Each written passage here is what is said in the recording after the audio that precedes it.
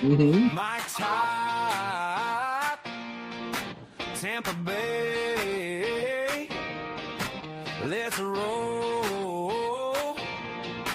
It's game day. Rays on the diamond, bolts in the sky, Bucks on the goal line, Bulls ride or die.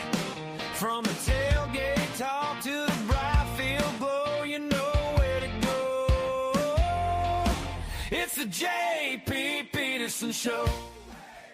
It's my new favorite open, absolutely. Welcome into another edition of the JP Peterson Show on this Monday after a very, very successful Rays weekend with a sweep of the Diamondbacks. They've now won 5 in a row, and Junior Caminero is smoking hot. Smoking hot. Welcome in to the Monday edition. What's up, IndyCarTim, and our Dallas affiliate? How are you, my friend? Guten Morgen. It's hot. I don't know if it's hot there, but it's freaking hot here. Yeah, it's summertime. And apparently they're doing work on the AC in the building here because it's really, really hot in the studio right now. Oh, no. And they got guys up on the roof working on crap, so I'm hoping that's what it is. I need to turn my fan on here in the Orlando studio. I'm Orlando workout studio. You see the Orlando Dreamers sponsored studio? It's the Dreamers studio. Yes, absolutely. Wait a minute. Rick is anti the new open. Oh my God! And I love you, Rick. Ashley just said it's too slow. Yeah, she said the first time she heard it, she's it's a great song. It's okay. It's a great song. It's just a terrible show open. Yeah, I would agree. I would agree. But I like the other one's worse. So I don't like the other one either. We have the worst of two options. But anyway. We got lots to get to today. Erik Erlendsson's going to join us, lightninginsider.com, talk a little bit about the Lightning Draft this weekend. They moved up to get a guy who I cannot pronounce his last name, so I'll have Erik do that first for me. Kulabiak. I shouldn't have even tried to. Kulabiakin. Let's go with that. That sounds like Biaka Batuka? What sounds like what the substitute teacher would. They drafted Tim Biaka Batuka? No, maybe they did. I don't know.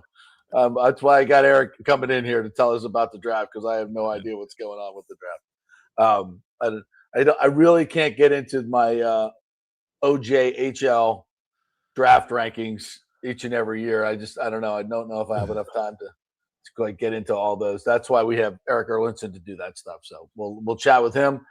Jeff Attinella will join us in our second hour from Rowdy's Soccer. We'll talk a little bit Rowdy Soccer, and of course, he is our World Cup correspondent. We will talk some U.S. men's national team who showed out in the first round in the group stage, as we call it, Timmy, and who has positioned themselves to win the World Cup. I think the betting favorite right now is Spain, if I'm not mistaken. Spain, Brazil, France. I think Spain and France are your top two betting favorites here to go through and hoist the chalice. Huh. All right. But I think where's the U.S. in this? I think we're 12th. We're 12th best odds at like 3,000 to 1. It's a shame we don't have any way to look that up. Yeah, I know. If we had a machine, we could just ask the question and it would pop up. That would be awesome. But yeah, I mean, we can talk about it, and it's a great story for our 250th birthday that we, do you believe in miracles? Yes, I do, but not this miracle. Like, that's just not happening.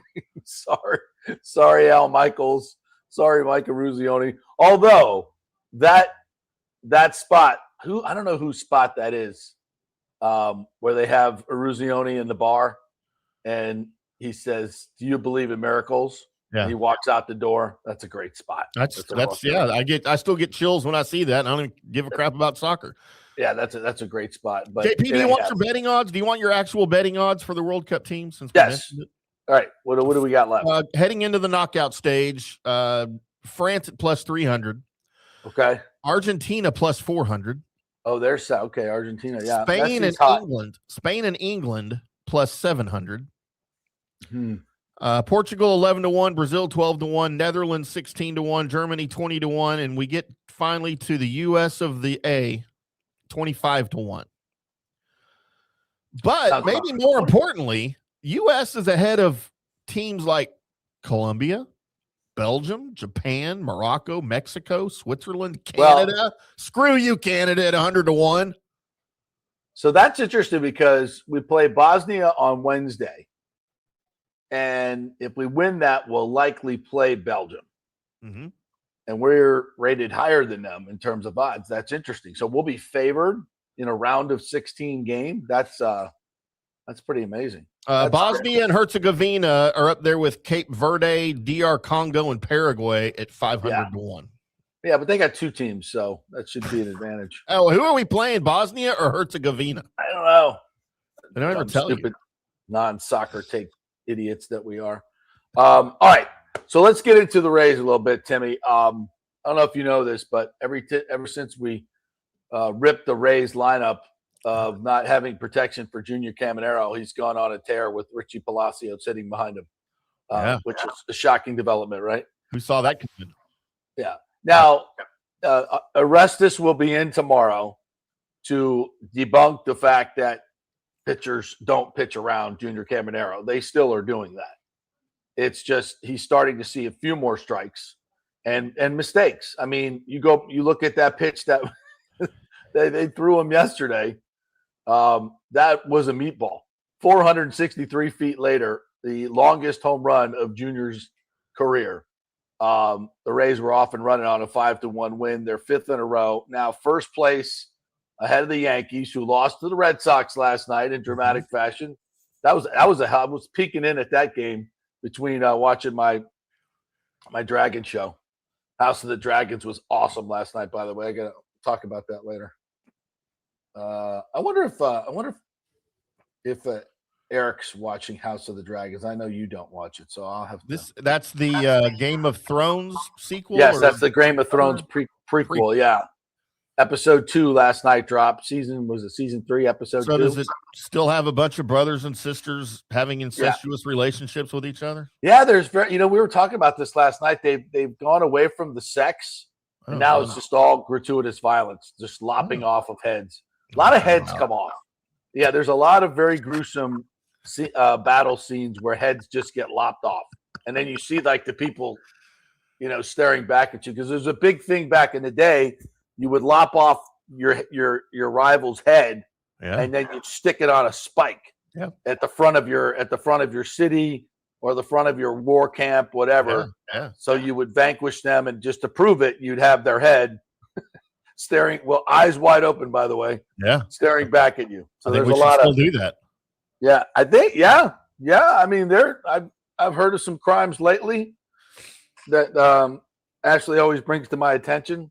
The latest one, these two decrepit, horrible parents who kept their child locked away for 3 years, and the abuse that when they found this kid, the abuse that he I mean, just the most disgusting shit you'd ever see in your life. Now that person, take them to the public square, the both of them, whoosh, spike. Yeah, I'd be for that. Right in front of everybody. Yeah. There was I think also last night she told me about happened at a drive-through Sonic. A mother of 5 stabbed to death in broad daylight. A mother of 5 at a Sonic. My kids work at Sonic. Yeah. Stabbed to death in broad daylight by 2 young girls.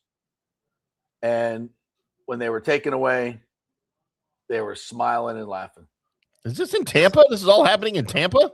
No. It happened somewhere else. Oh, okay. I forget. Well, she just told me the highlights of the story. I didn't check and see if it was AI or not. So if we got fooled on that one. Yeah, because people are doing that now as well.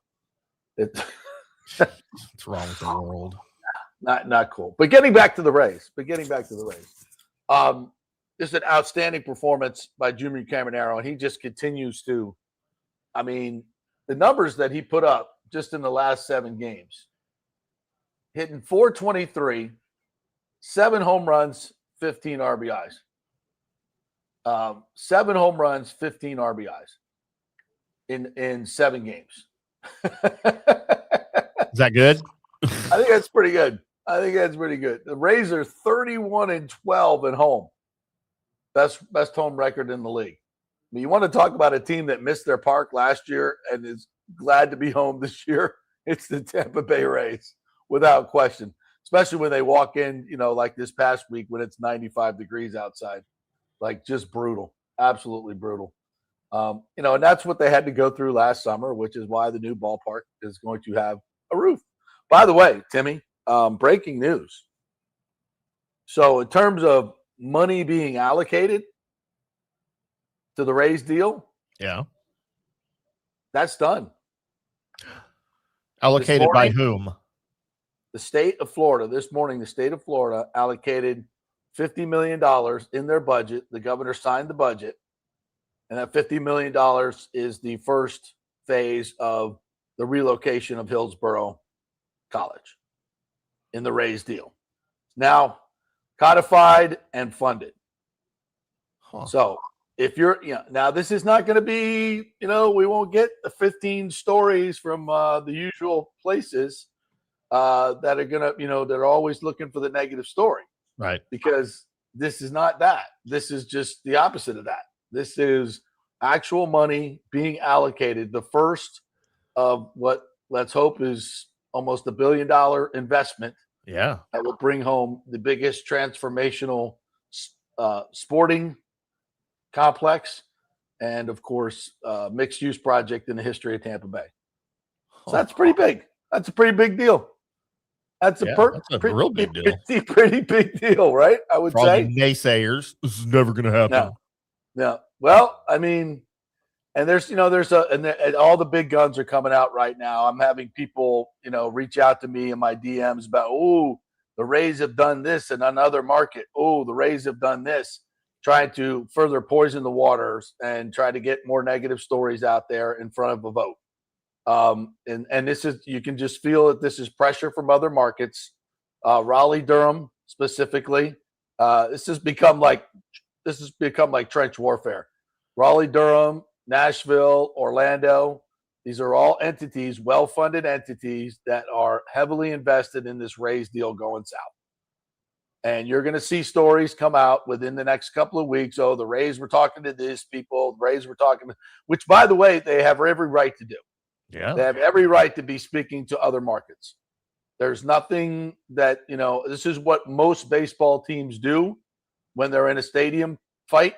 Yeah. They go leverage other markets, which the Rays have not done directly. It's just business. It's just business.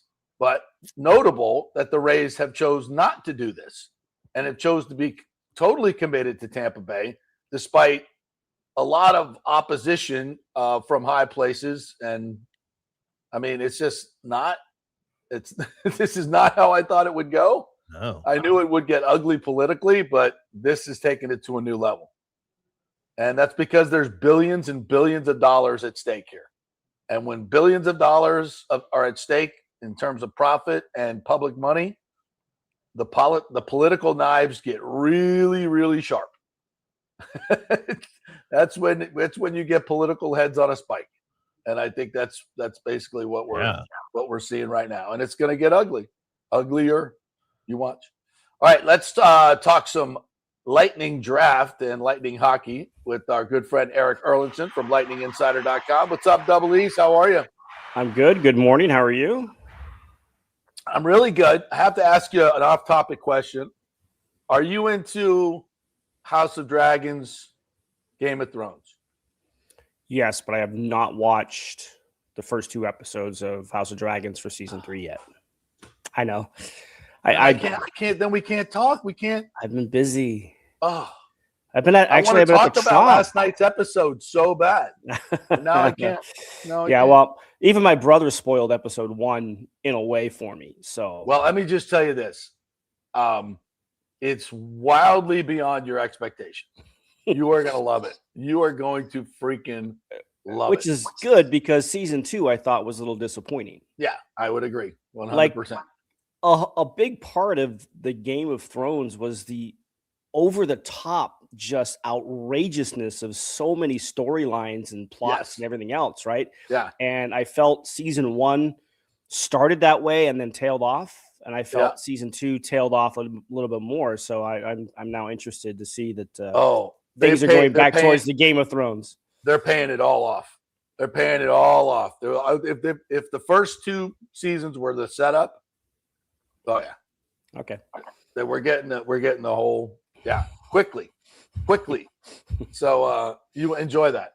All right, so I butchered the name of the second round pick. Help me out. Who? Tell me about this kid, the guy we moved up for. I'm just gonna call him Oleg. Oh, come on now.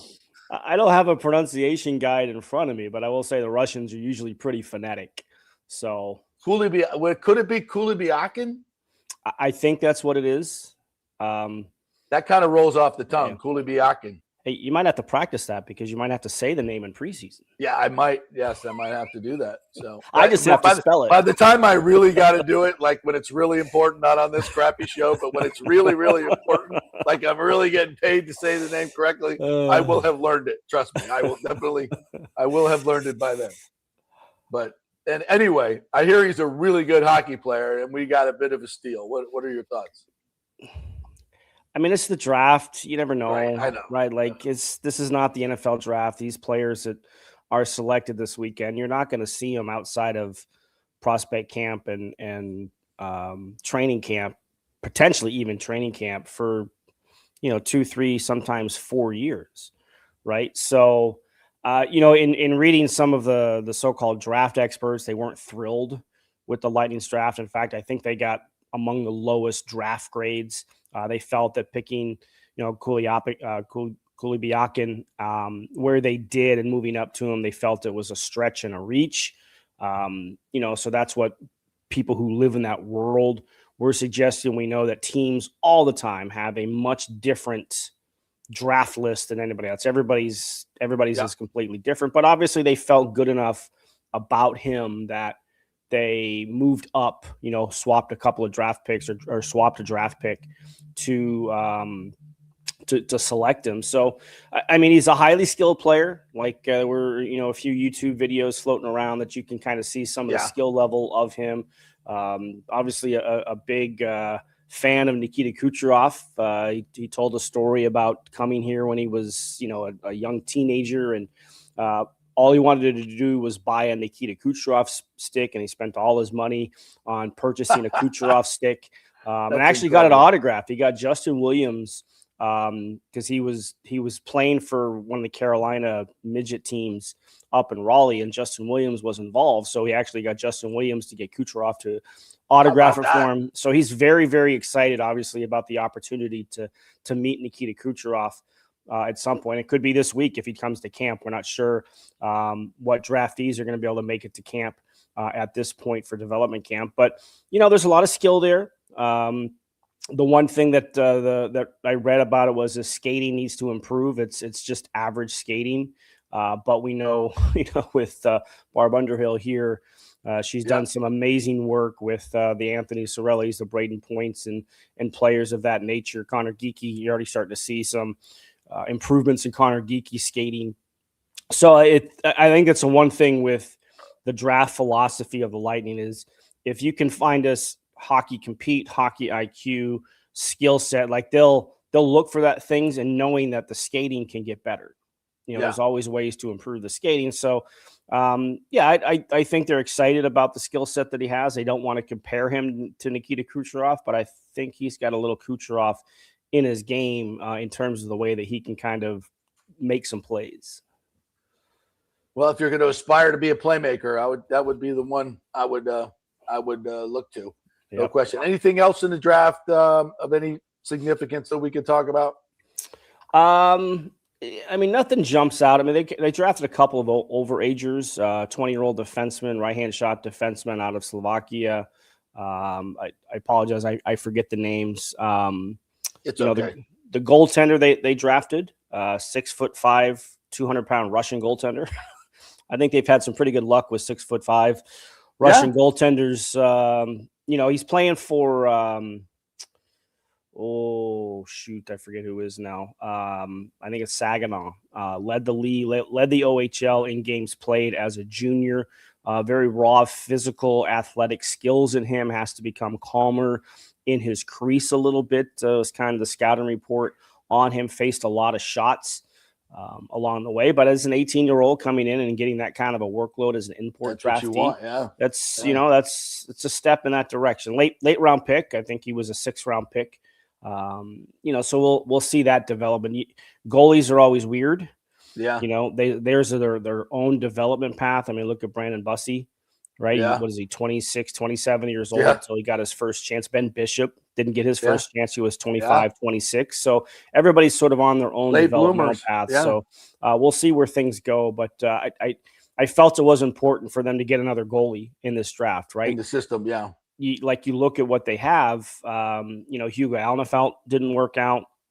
They're both their AHL goaltenders this year, Halverson and Ryan Fanti, where you see AHL guys that kind of work their way up, and we'll see if any of them kind of get re-signed. But all you have is, I have Harrison Menigan, who got Medicine Hat to a Memorial Cup final last year.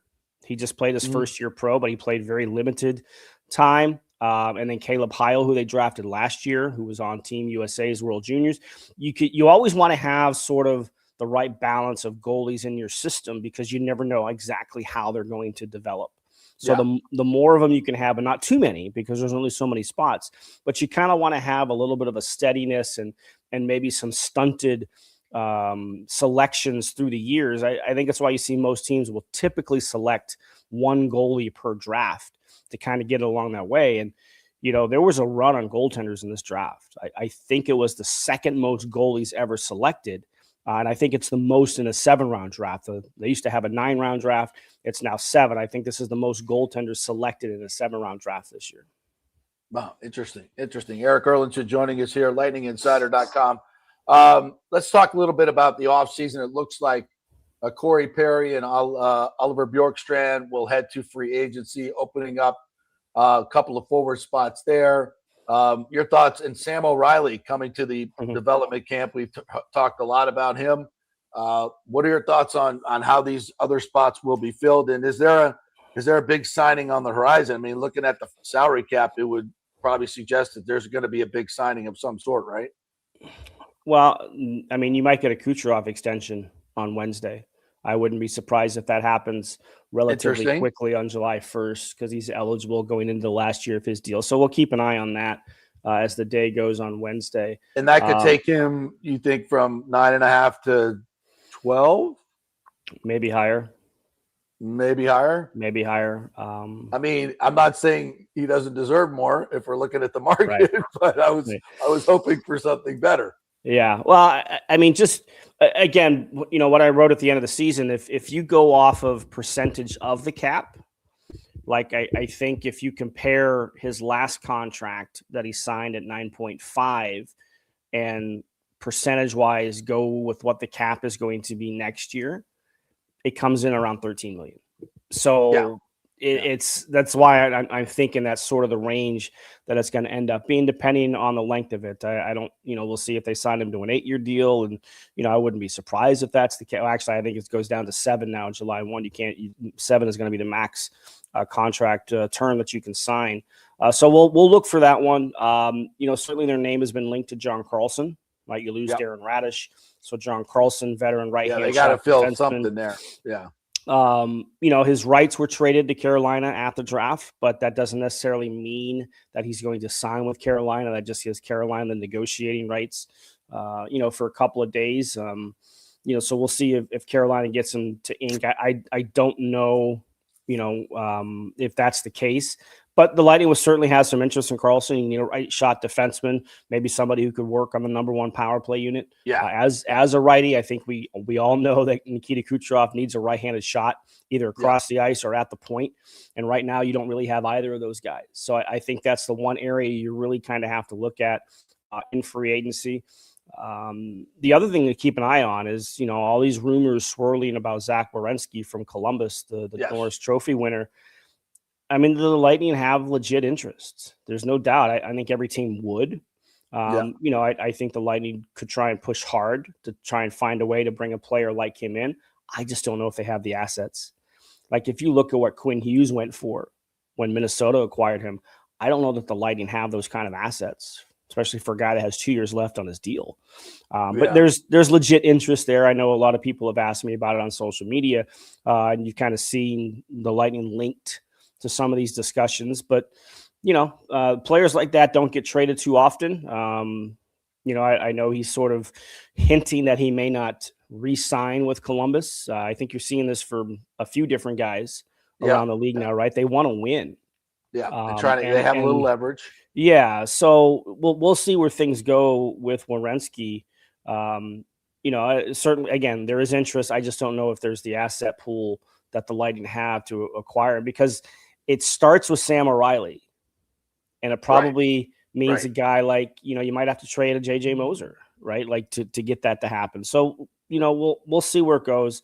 But certainly I think if you're looking ahead to July 1st and maybe even a potential trade market, a right shot defenseman is somebody that they're going to be looking for, because really all you have on the roster right now are Max Crozier and Erik Chernak.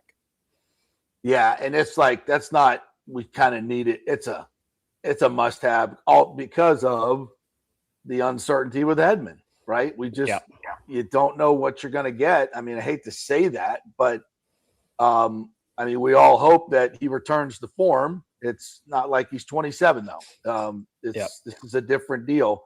I don't think he's, historically speaking, these type of defensemen can play well into their late 30s and be really effective. So I don't think age is the issue here. I don't know if there's any chronic injuries that are just too much for him, but the Lightning desperately need him to return to form because there's 3 years left on his contract. Yep. So not only do they need that they got to fill that spot, but it's almost an insurance policy with the power play and everything else, right? You got to get that guy. Yeah, you have to have somebody. And look, they're in win now mode, right? Yeah, right. There's no doubt they're still in win now mode. And a guy like John Carlson on a 2-year deal. The interesting thing is like you hear the starting point on a Carlson, 2 years, $10 million per, so $2 million 20 or 2 year $20 million contract, because the cap, like now with the cap going up, it's a significant jump this year. It's going to be a significant jump again next year. It's almost going up 8 or 9 million. So each year. Yeah, Carlson pays for himself as an ad. I mean, but you're going to see these high, like look the contract that Dorfia signed after being traded from Vegas to $11 million for. I think in the NHL we're going to have to understand with the cap going up, what we're used to a salary range for a player is going to jump as well. Yeah. So it's the same in every sport. For sure. By the way, where's that money coming from? In terms of I'm on a kick, man. The fans are getting killed right now. And I mean, every sport, it's just becoming so expensive. And it's like, when is enough enough? When do the fans finally just say, hey, I can't afford that? Yeah. I remember during the lockout in 04-05, talking to a economic professor, and he said there's always an elasticity point. At some point, it just snaps back. And, whether that is because obviously the topic at that time was the player salaries and everything else that sent the league into a lost season in 04-05. But it's the same thing with fans. At some point, there is an elasticity situation where their snap is look, I thought it was going to happen in the World Cup. But, man, you look at the stands and, like, they're full. They're at capacity. And, I don't know where the people are getting this kind of money. I don't know either. Like, I was fortunate enough. Everybody in Europe gets 6 weeks of PTO and makes about $2 million a year. But I was fortunate enough to be given a ticket to go see one of the games in Atlanta last week, the Morocco versus Haiti game. Wow. So I didn't pay for it. Which one did you see? It was Morocco versus Haiti. Yeah. Okay. And it was in Atlanta, so 65,000 seat stadium, and certainly they announced 64,000. And now the game didn't mean anything for Haiti; they were already knocked out. But Morocco was going for the top of the group. But like it was pretty full. It wasn't completely full, but it was pretty full, and there were a lot of Haitian fans there, more than I would have thought. And certainly there were a good fair number of Moroccan fans there as well. Now, these average ticket prices are $1,000, right? Well, that's secondary market, right? Like I could tell you the ticket that I was given was like a primo seat. And I want to say the retail value on it was about $400. Wow. It was lower level, which look, that's a lot of money. It's a lot of money. Yeah. But the secondary market's even worse. I mean, and when you're charging literally $400 for parking at some venues, $400 for parking. Yeah. I mean, that's just, at what point? Point? Fortunately, it was, we'll call it Atlanta Stadium. Arthur Blank keeps the concession prices down inside that arena. So you weren't getting gouged with the concession prices. You wonder why all owners can't do that. Right. It's interesting. Yeah. Right. Like you're paying so much to get in. Why, raise the, like, I think it costs me and my son $12 for 2 chicken tenders and fries for 2. Yeah. Right. Like you can't even get that at Chick-fil-A. No, it's interesting. Well, if one can do it, they all can do it for sure. You would think. Yeah. So any other outfall or plans you see coming this offseason? Anything that maybe JBB has tipped off to? Any major trades that could happen? You said JBB tipped something off? The next time he does that, it'll be the first time he does that. He's very stealth. He keeps it very close to the vest. I mean, nothing really. I mean, he does keep it very quiet. Didn't get a chance to get too in depth on Saturday when they finished up the draft with what their plans might be. Hopefully we'll have a chance to talk to him tomorrow about free agency opening on Wednesday. So we'll see where that goes. Look, I mean, he did say at the end of the season that looking at the free agent market, there weren't a lot of good options, and the good options that were there were probably going to be re-signed. And we saw that with Alex Tuck, right? He signed and trade to Washington. Obviously, the Radish was probably number 2 on the free agency board. That ended up being a sign and trade, to Toronto. So there's just not a lot out there in terms of quality, the type of quality that he would look to bring in. Because I think if you look at the way this team was built at the end of the season, most of those players are coming back. The only ones who are not are Bjorkstrand and Perry, and of course Radish. So I think if there's a concentration he wants to look towards, it is the blue line, because Charles-Edouard Dastou was great. He has to do it again. Right? Like he has to do it again. He has to take that next step and be the next Darren Radish in a lot of ways, right? To kind of be that late bloomer in his career. So you're banking on that happening, but you're also banking on Dominic James. That's not a stretch the way he played last year. No, that's not a stretch. No, I don't think so. I don't think he's getting 22 goals like Radish, but No, but he can provide offense, right? Like he might get you 10. Yeah. Right. Yeah. Because he'll get some more ice time and everything else. Right. Exactly. But not 22. He won't be playing on them. But they're also banking on a guy like Dominic James improving and being better and getting more of a role and getting some more ice time. And, we know how good the line of Gordons, Gergensons, and Holmberg was. We didn't get to see it in the playoffs, unfortunately. Right. To see how effective that was a big deal. Be. Yeah. So, you've got an O'Reilly turning pro this year. You've got hopefully another year improvement from Connor Geekie, and maybe he, cracks the roster for the full season and takes that next step forward. You have guys like, Dylan Duke, who's a 2-time 20-goal scorer in the American Hockey League, who's improving his skating, but he's a bulldog in terms of the way that he plays. Jacob Peltier. Like, they have forwards, I think, in their system on top of who they already have on their NHL roster. So I don't know how active he would be on that front, but I think the D-core, if you're talking what he might do when the free agency market opens on Wednesday at 12 o'clock, I think the defensive core, we mentioned John Carlson, there's a couple of other lower tier names that could be out there, but I think the team we saw at the end of the season is going to look pretty familiar when we get to training camp, and in terms of who we think the 23 are going to be to make the opening at roster, depending on how some of the younger players do it. And by the way, only 4 preseason games this year, right? They changed. Right. The CBA changed it, so it's an 84-game season. It's only 4 preseason games, so there's not as much of an opportunity to look at some of your younger players in these games. You might have 2 games Because, typically, historically anyway, at least with John Cooper, those last 2 games, he tries to make it as close to the opening night lineup as you can to kind of get them some games together. So you don't have as many games. You don't have that 4 games in 5 nights, to kind of get a look at guys. So we'll see what kind of an opportunity they have. But I think the Lightning feel good about their prospect pool and the players they have already in their system. In terms of taking some forward spots. And at some point, you kind of have to give them an opportunity to prove themselves, right? And I think that's kind of where they're at forward-wise. So I don't expect much forward-wise when it comes to free agency, but definitely on the back end. All right. Interesting times ahead. All right. Tell everybody how they can get lightninginsider.com, the best website for covering the Lightning.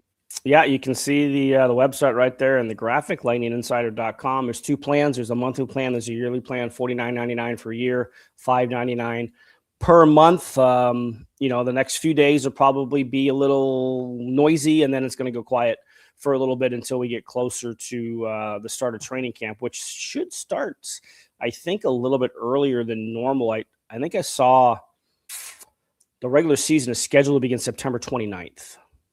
Not necessarily with the Lightning, but with the league. And obviously we're used to October 8th, 9th, 10th, 11th. Yeah. So that's a little bit sooner than normal. And the schedule is going to come out here in a couple of weeks. I think after the All-Star game for baseball, I think is when the league has released that schedule here in the last couple of years. I anticipate that being the case once again this year. So, hey, before you know it, September is going to be here, and we're going to be back at the rink. And hockey? Are you kidding me?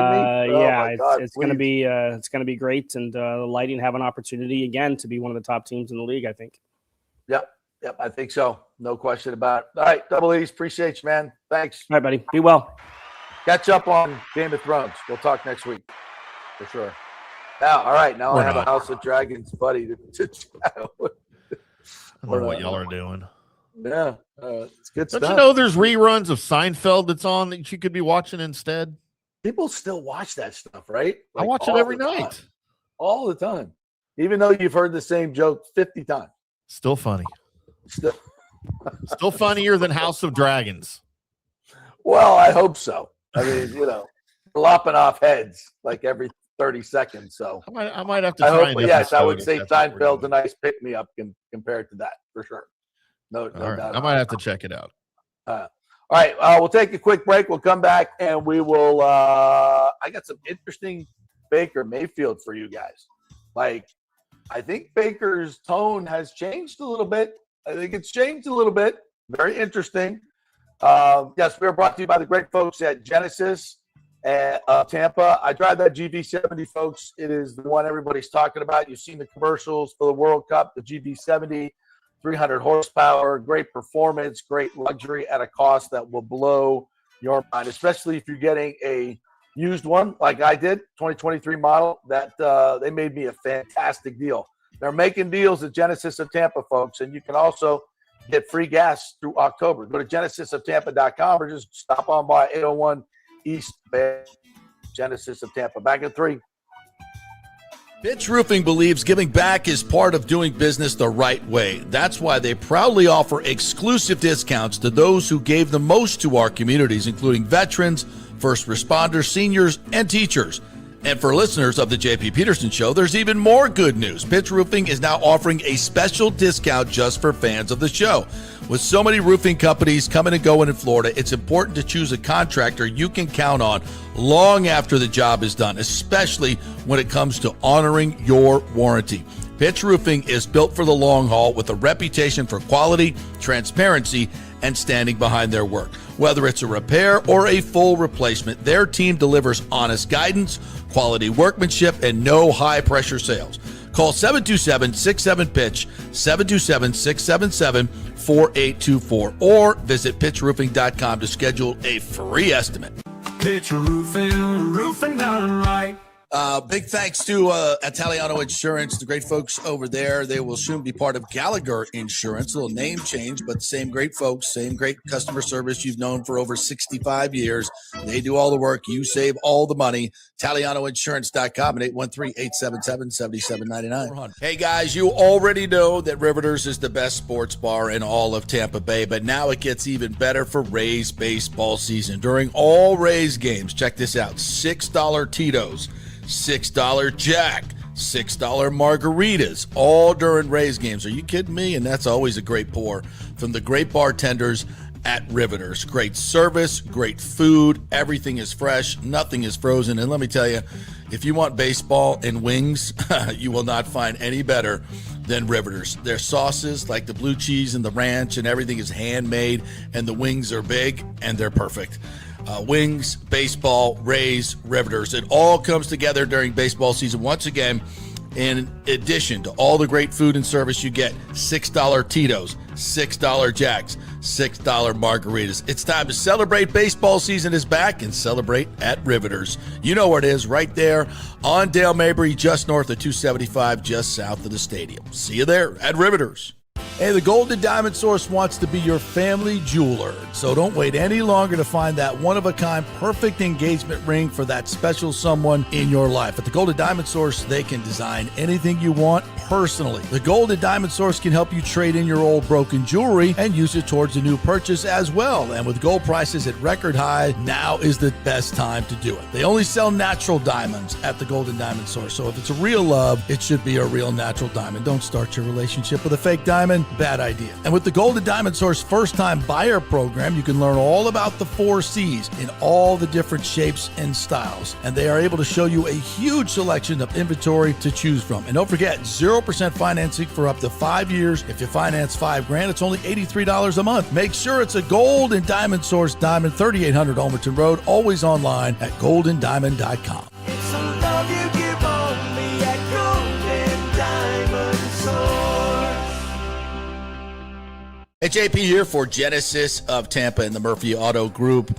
I think the best way to experience a business is to use that business. And I just did at Genesis of Tampa. Just bought a GV70, a 2023, and it feels and drives all new.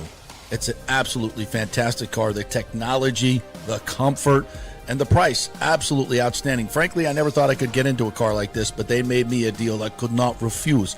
And I also get the VIP service where you can just drive right up, their pit stop service. They'll top off all the fluids, make sure your air in your tires is good, new wipers if you want them. If you need extended service, they will come to you, bring you a courtesy car, and then bring your car back. What more do you want? The experience was just VIP all the way. And you can get that at Genesis of Tampa. And don't forget, you can get extended warranty, which I did. So I have worry-free miles up to 100,000, and all they do is just take it in. Actually, I don't have to take it in. They come to me. It's perfect. It's Genesis of Tampa right there, 801 East Bears Avenue, right off of 275. Go see them and tell them JP sent you. Let's go. Right now, back to the show on FanStream Sports. All right, welcome back to the JP Peterson Show here on this Monday. Thank you guys so much for joining us. Got some interesting Baker Mayfield stuff coming up and your comments. I want to remind you folks that gold and silver at an all-time high right now. The Golden Diamond Source is paying cash money for your old gold jewelry. So get on over there and collect. Good time to do it. So just check out the old jewelry box. There's probably a lot of stuff in there that she's not wearing. And turn it into cash. Get her something nice. You better spend it on her, though. Golden Diamond Source, 3800 Almerton Road. Always online at goldendiamond.com. Oh, yeah. Here we go. Speaking of the lovely Ashley, say hello to everybody, honey. Hi. Look at this, Timmy. Look, can you see this? She just brought me. Where's mine? Timmy would like a delivery to his studio as well. Go to fax it to me. Fax it. Maybe you can 3D print it. All right. There you go. Don't sing and dance while I take one bite of this. Oh, there's like cheese. You are listening and watching live coverage Wow. of JP Peterson eating his homemade breakfast here on FanStream Sports and the JP Peterson Show. Like how he taunts us with his homemade breakfast. Oh, my By God. the way, That's amazing. At almost 11 o'clock Eastern, when he knows that he does a show from 10 to noon He schedules his breakfast for right in the middle of the show. Look at Even this. though the number one rule that we It's learn like in college cheese. for radio is you don't eat on the air. It's the number Look at one this rule. cheese. It's like a cheese stuffed tortilla with eggs and onions and seeds and oh my god, amazing. We're just going full screen on JP eating the whole I don't rest know of the show. This is what what we I got. did to deserve this kind of treatment, but I did something right. I have Thank no you, honey. comment. You're the best. Yeah, you're the best. All right. By the way, we're just going to gloss over the fact that Scotty Scheffler choked again and lost the Travelers this morning. to Victor I was Hovland. just going to get to that because I know you want to gloat a little bit. Yeah, I did not see the end of it, but I saw him make an 8-footer last night. Oh, sorry. So he made an 8-footer on 18 to force the playoff. Right? He missed the same exact putt, but it was only from about 5.5 feet. Same line, same exact putt this morning after Hovland nailed a 10-footer.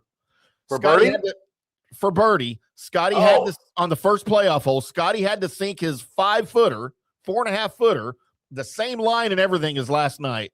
He choked. And choked, and he missed it. He hit it. In all the interview, he's like, well, I had the line right. I hit it a little firm. You know what? You missed it, Scotty. Just admit it that you screwed up. You choked. You freaking choker. Yeah, he sucks, man.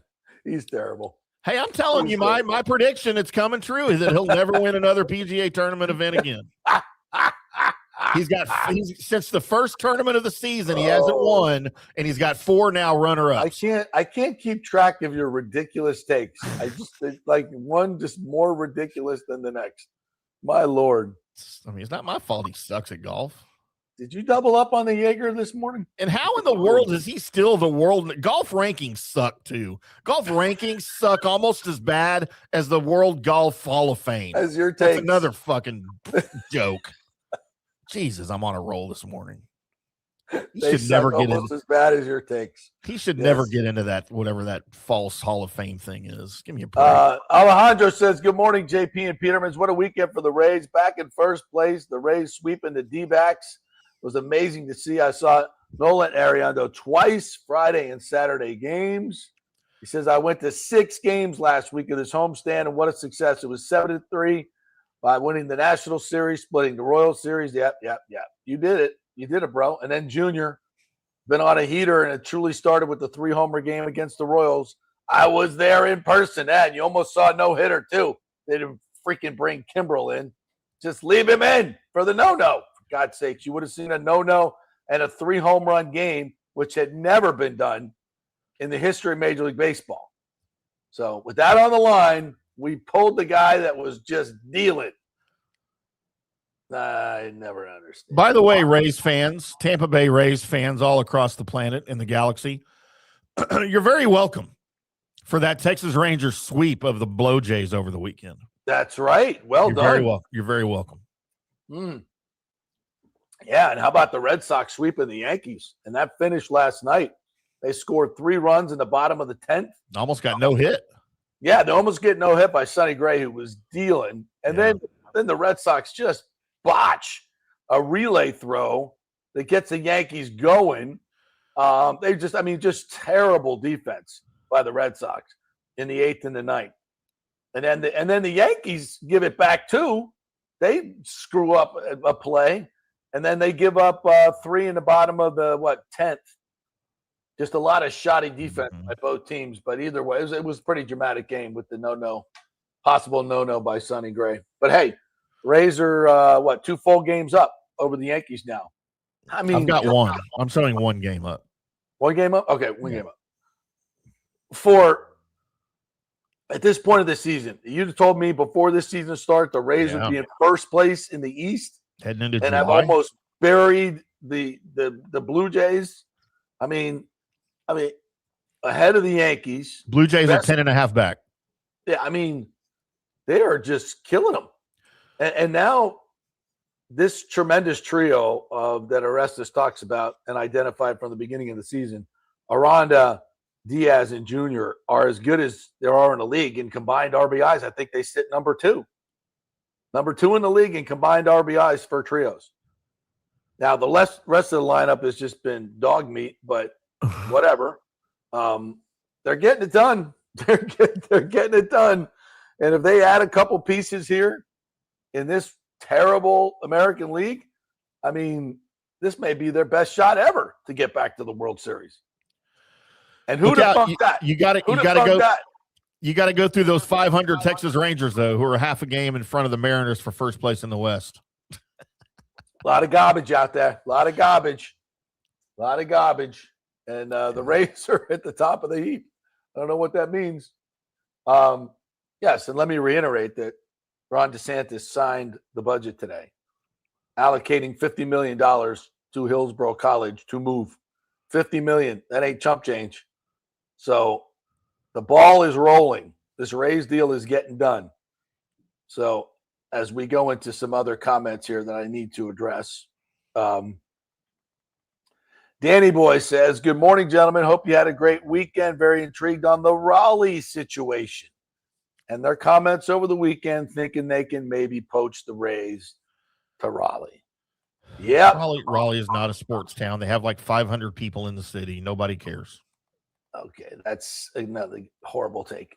They are a up-and-coming Charlotte of the 90s, Atlanta of the 80s. Everybody wants to tell you this. The Research Triangle, Raleigh-Durham, a lot of money, people moving to North Carolina, expanding market, only one pro team, right?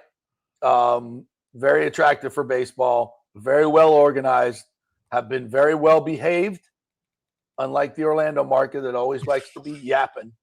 Major League Baseball doesn't like little yappers. They like big dogs. And this is what a big dog looks like. Raleigh has played it well. They have a vote in their house to appropriate $1.7 billion for a baseball stadium. They are a serious threat. I think more serious than Orlando, quite frankly. Because they know what all these other cities know, that if the Rays are going to bring $8 to $10 billion in private investment and build a 8 million square foot mixed use project and bring a baseball team with them, then it's well worth the public expenditure. And if these idiots in Tampa are going to F this up, we're right here waiting. Yeah, that is 100%. That is 100% true. And, you know, that's not the Rays threatening to leave. That's not them threatening to leave. And there'll be stories coming out that the Rays have talked to the people of Raleigh. I don't know what the veracity of those rumors, reports are going to be, but it wouldn't shock me.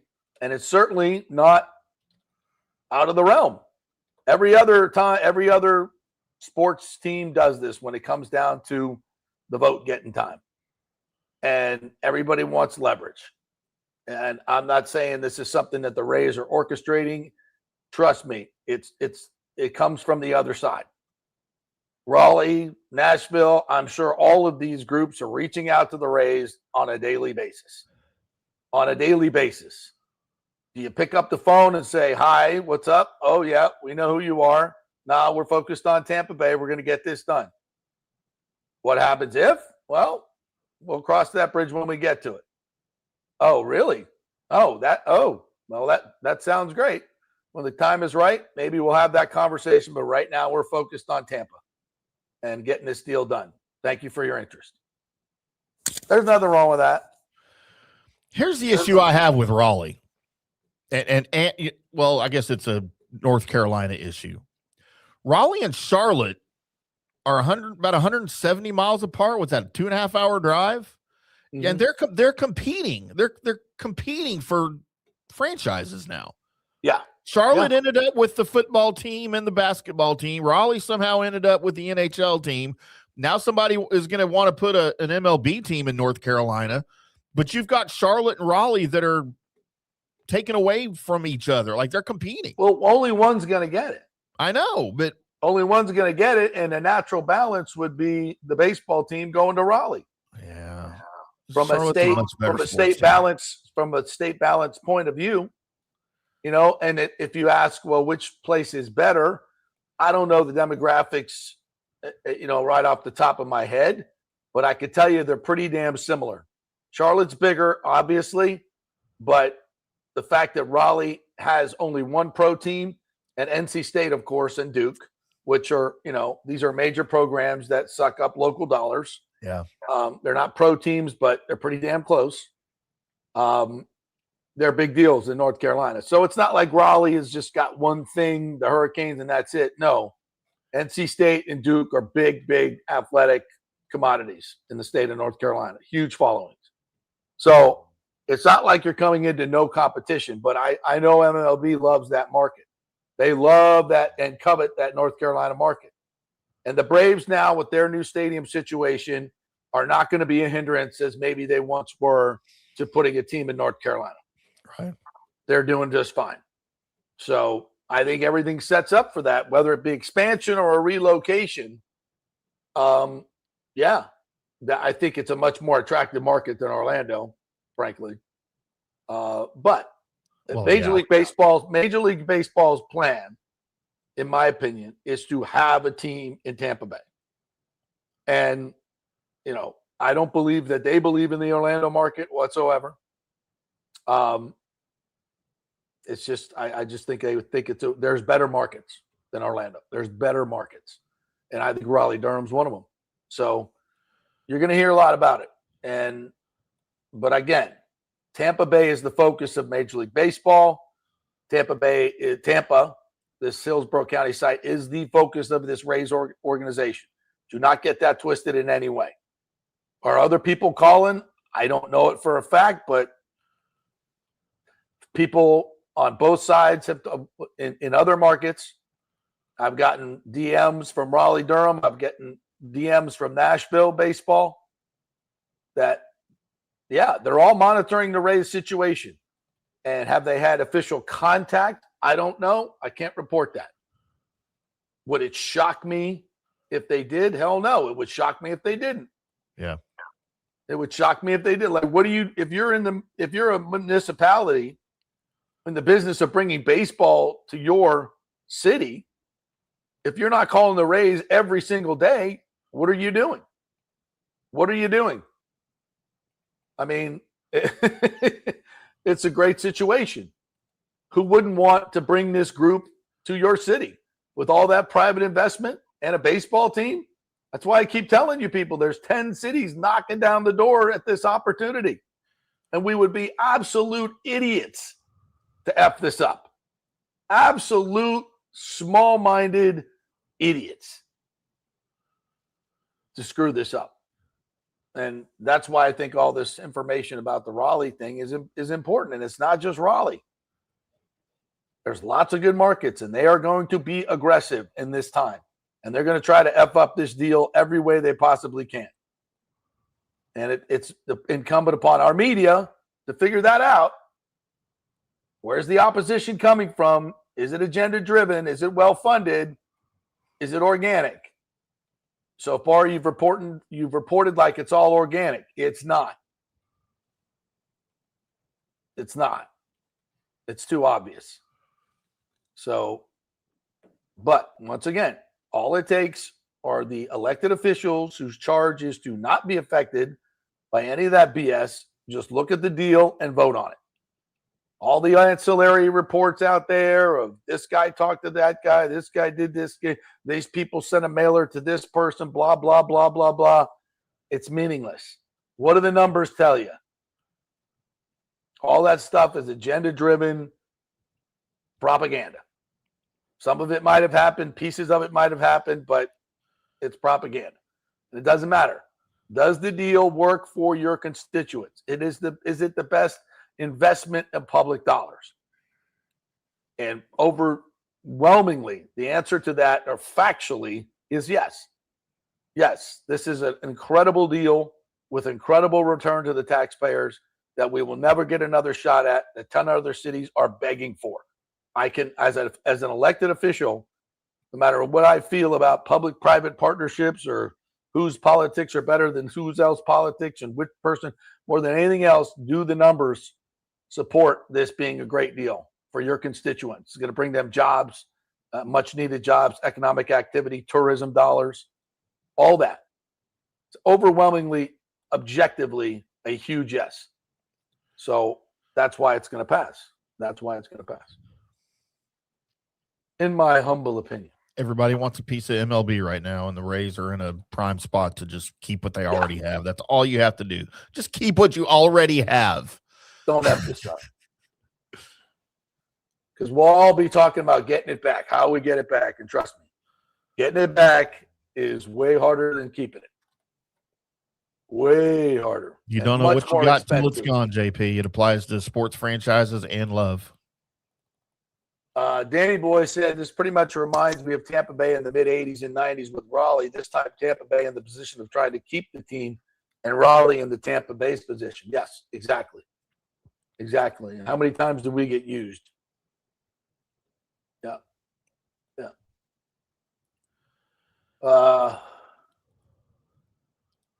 Let's see here. Buck Skull Game says the Rays need to make a deal all in at the deadline. I'm with you. Now there's time to go. Rick said, did JP just say he was watching The House of Drag? No, The House of Dragons. It's a great show. Don't mock me. He also says the Golden State Warriors making the super team, boys. You know what? Have you heard about this, Timmy? Vaguely, yeah. This is the NBA's version of grumpy old men.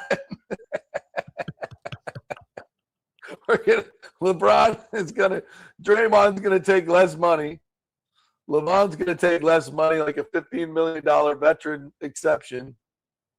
Steph's gonna be there. They may even get Jimmy Butler out of the wheelchair.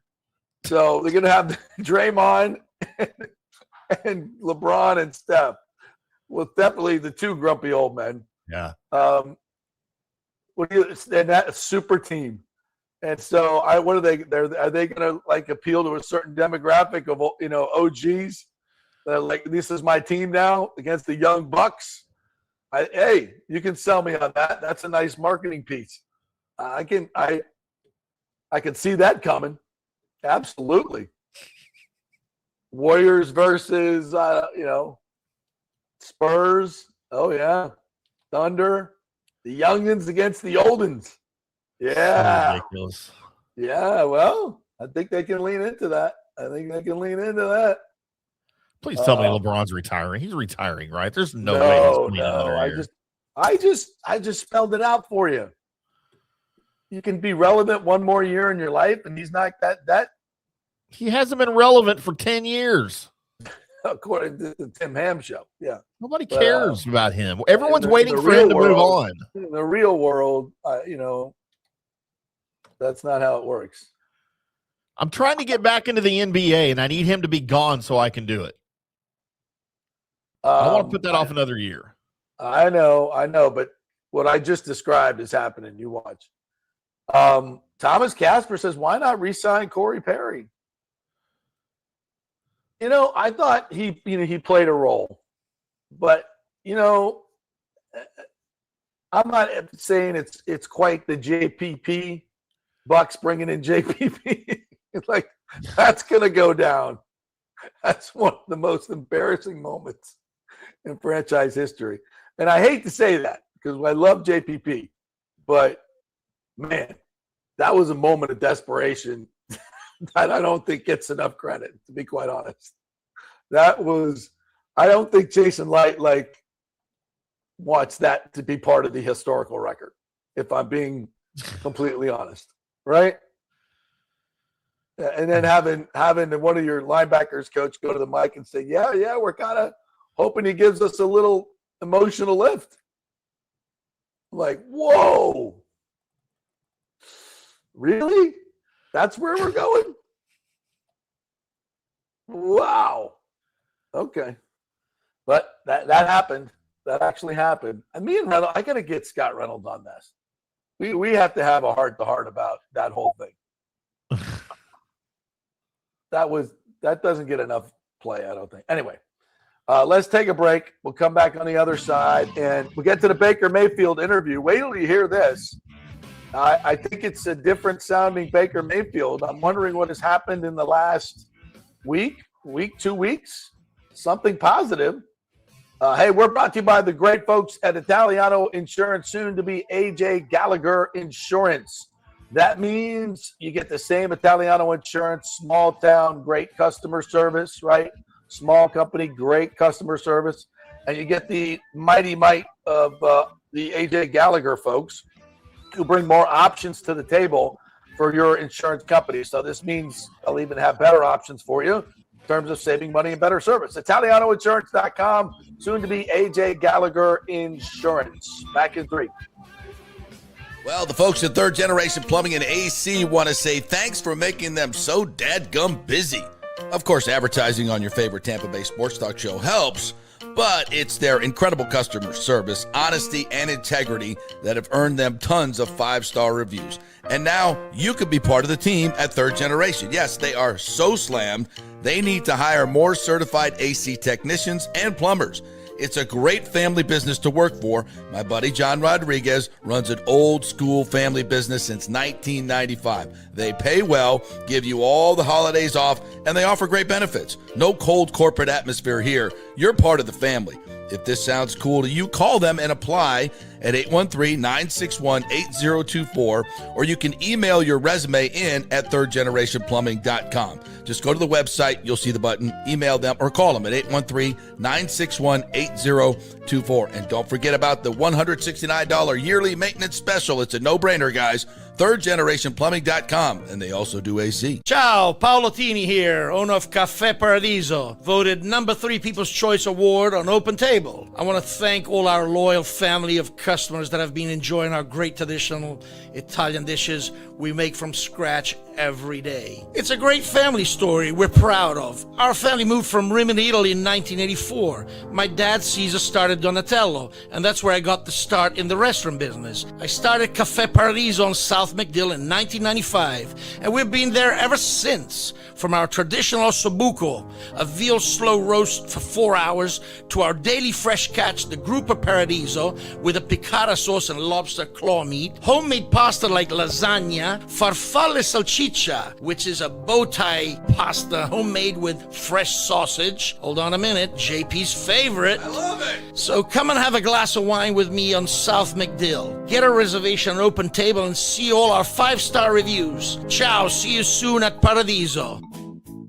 Sports fans, it's time to gear up. Head to fanstreamsports.com and check out our brand new merchandise store. We're talking bold t-shirts, 3/4 zips, hoodies, hats, mugs, and more. Everything you need to rep your favorite shows and your favorite crew. Whether you're rolling with the JP Peterson Show in Tampa Bay, From the Rough in Dallas, the Tim May Show featuring Clay Hall, or the Jeff Thitoff Show in Ohio, or any of our FanStream Sports original programming, we've got the perfect look for game day and every day. So don't wait. fanstreamsports.com. Click merch and grab your gear now. Wear the stream, live the stream, fanstreamsports.com. Welcome to Kingmakers, home of the JP Peterson Show studio and Tampa's premier business networking and social club for members only. By day, it's an exclusive, vibrant co-working space with a stylish conference room, focus rooms, a full production studio, and an in-house marketing team. And by night, Kingmakers transforms into a sports-centric social hub with a full sports bar, golf simulator,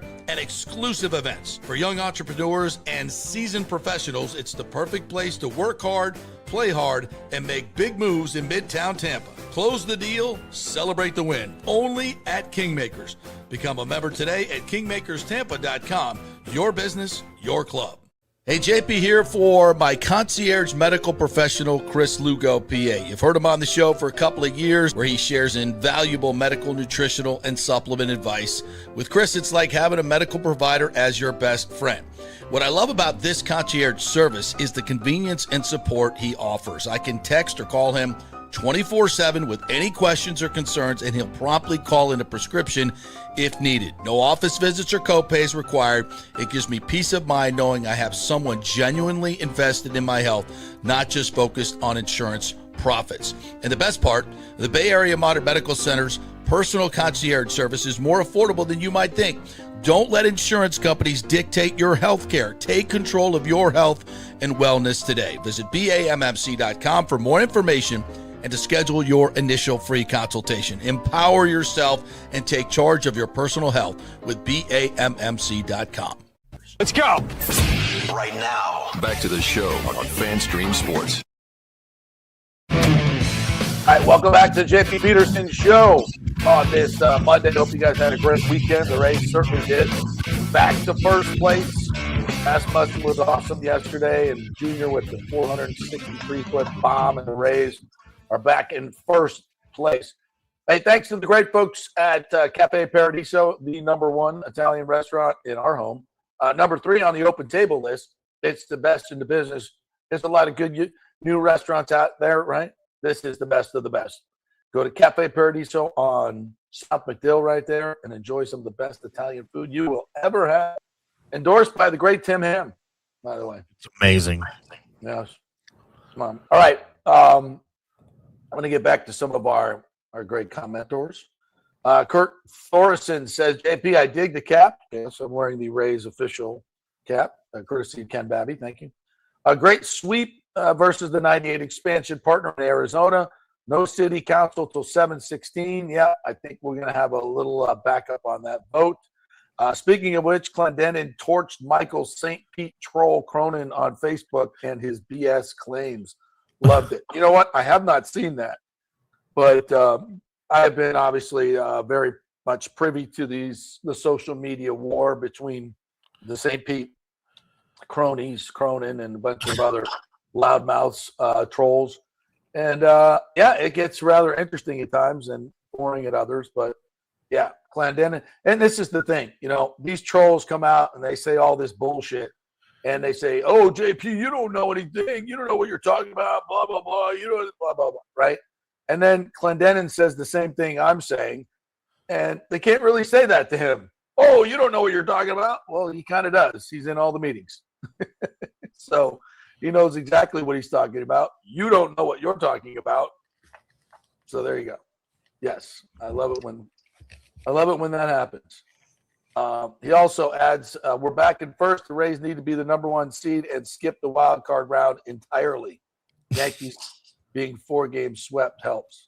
Listen, we can actually dream of that now because nobody else is stepping up. As Buckin 0220 says, the AL is ours for the taking this year.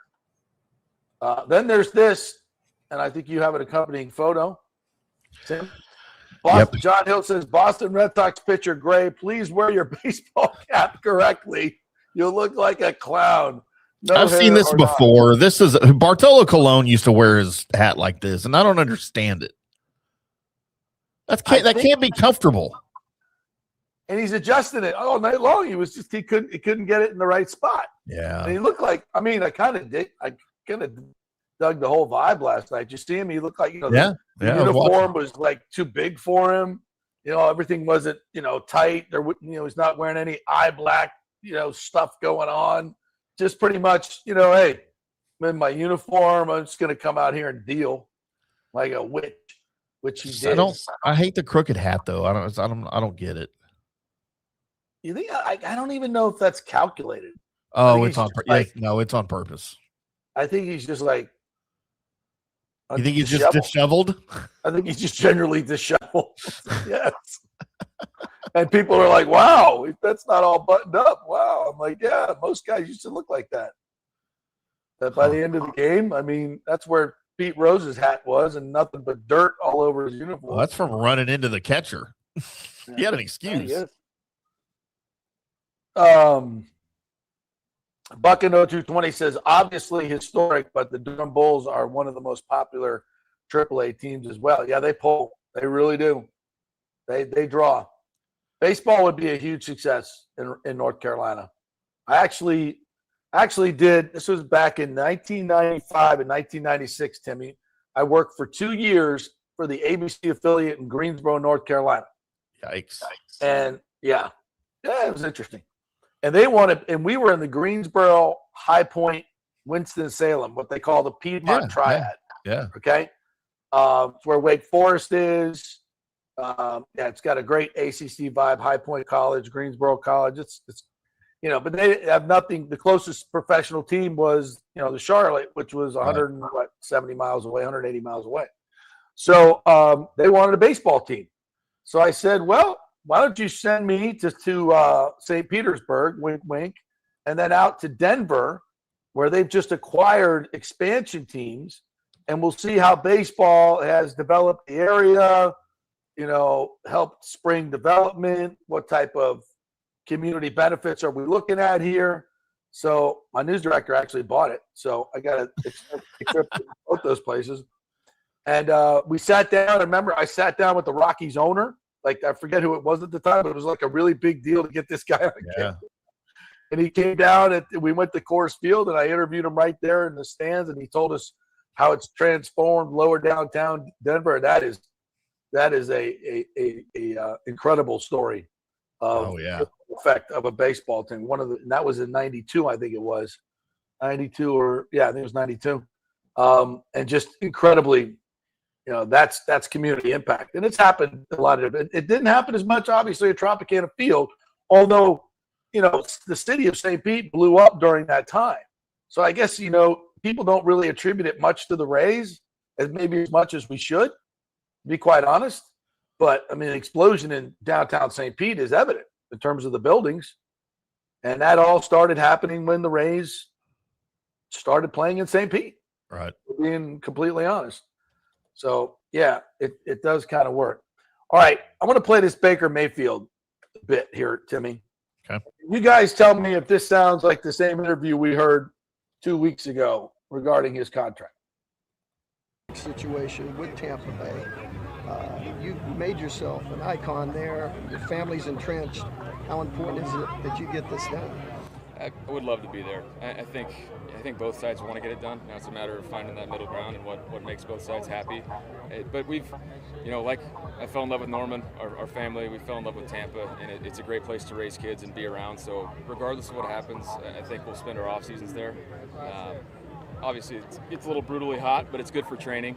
But I want to be there long term. They've treated me right, and it's the first place I've gotten to that feels like Oklahoma. When it comes down to football is football. How can they put you in the best position to have success on the field, and how can they give their resources to help you out? And so it's a great place. Well, there you go. Timmy, did that sound a little different to you? Maybe slightly. Really? Like, I'm not I hearing. thought, are you hearing more enthusiam? Because I'm not.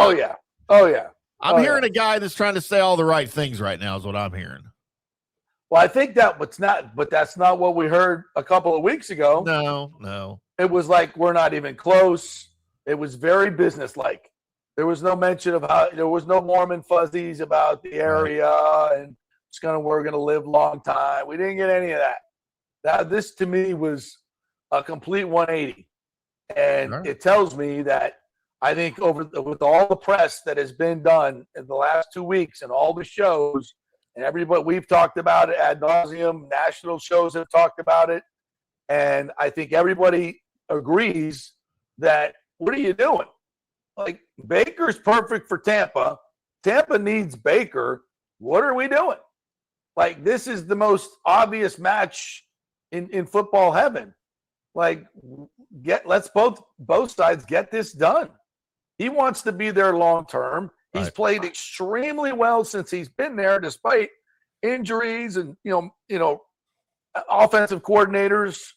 Just the round robin continues, and yet this guy just continues to produce under all these circumstances. I mean, and you look at the history of quarterbacks in Tampa Bay, and this guy already ranks among the very best. And you've won 2 Super Bowls. What are we doing? I mean, he's not perfect. I get it. Nobody's worth $50 million if that's what your argument is, okay? But this is how the business works. And if he's not your quarterback, who is? That's the big thing. Everybody wants to talk about, what Baker can't do, right? He can't stay. Okay? Who you replacing him with, and how you getting him? I'm all ears. And how are you going to get him to 41 touchdown passes like Bake did a couple of years ago under Liam Cohen? Yeah. Most experienced offense coordinator he's had so far. It was a replica of the guy he just hired. I mean, what are we talking about? Everything is set up here to work perfectly. Don't fuck it up. Either one of you. Baker, you want to go on the backup quarterback routine? You want to bounce to Minnesota and then to Seattle? Okay, you won a Super Bowl. I get it. But you said you want to stay? Take a little less money. Spread it around a little bit. You're going to need some help. Buccaneers, time to pay the piper. Okay? Let's pay your quarterback what he's worth. You've had a few years of not doing that. Now it's time for you to step up and meet in the middle. Let's go. Let's get this done. I don't want to go into the season with, whoa, what about the franchise tag and long term and what, blah, blah. We don't need any of that. We don't need any of that. We need is the quarterback signed up, minimum 3 years, probably got to go to 4. You're looking at 160 to 180 million guaranteed. That's the going rate. Get it done. Get it done. All right. That's my rant on that. So you don't think he's just, I guess, telling us what we want to hear?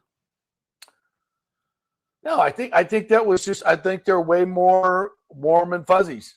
So you think there have been productive conversations between the two sides? Okay. Yeah, well, yeah, that's obviously what I was trying to hint at. Yeah. Yes, I think the Bucs heard enough nationally and locally. They need to sign this guy, and I think Baker understands that the Bucs have the hammer with the franchise tag. Right.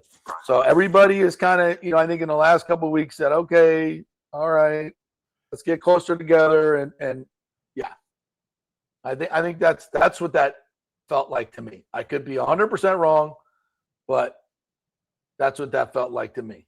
Because when we had Jason on the show, he kind of said Baker can say whatever he wants. I mean, that's what he said. Yeah. And Baker's shot across the bow was received. It was received. And that's how these deals are done. Baker fires. The Buccaneers take the shot and go, okay. And then they come to their senses and go, yeah, he's right. And Baker's like, yeah, I don't want to go anywhere. Come on, let's just get this done. I think that's where they're at, hopefully. Okay. Florida Doge audit claims Hillsborough overspent nearly $275 million. This is why a homestead property referendum will pass overwhelmingly, says Tampa Guy 6370. Yeah, I think we understand that there's a lot of waste and fraud in government, more than we ever thought. Embarrassing. It's horrible and needs to stop. And that being said, property taxes are there because we need them. How else are we going to fund our basic stuff? At some point, I think Florida does a pretty damn good job as far as not taxing us and using tourism money to pay for most of our shit. We do a really good job of that. But that doesn't give counties carte blanche to just freaking double our taxes and waste money. So, and that's, to me, is another glaring reason why you do this deal. Because when you allocate this much money and you expect that much money back, it becomes a very capitalistic venture. And governments aren't used to that. Right. In other words, we pretty much piss our money away of a lot of different things that you really don't feel the comeback. Listen, you don't really feel that return on investment when we build a road. You just hated it before. Oh, it's kind of nice now, but you're like, yeah, but you just spent $5 billion on that. Did you know that? Roads are really freaking expensive. And something like this, you see the money, you know where it's going, and most of that money stays in the marketplace because it's going to local construction companies and local workers. That's the plan anyway, and the Rays have pledged that. So that's money that stays here in the market. I mean, you pay a company to pave the road some of it stays here, most of it doesn't. So I don't know. It just, to me, we would know where our money's going and what's coming back. It's a much more definitive investment than most stuff we spend public money on. That's all I'm saying. Pooh Shiesty says the spaceship is also endorsed by Senor Hamon. I love the spaceship. Have you ever been up in the spaceship? Yes. Okay. Enough said. Pooh Shiesty says the AL is garbage this year. The Rays, our number 1 seed, is gettable. Yeah. Yeah. You know, Judge and who else is on the injured list for them? Everybody. Everybody. It's time to take advantage. 3-7 in their last 10. And you just got swept by your number 1 rival. Stanton and Judge out. Buckin 0220 says Jacob Mizorowski is touching near 106 now. He's either going to be the greatest pitcher of all time or you will never pitch again after his arm explodes. There's no in between. The thing about it is, it looks so easy. What do they call that? Easy gas? Yeah. Like Timmy after Taco Bell. It's easy gas, man. That's just like something we know a little bit about. Yeah, but he's just like, and you see him and you're like, wow, that's just so easy.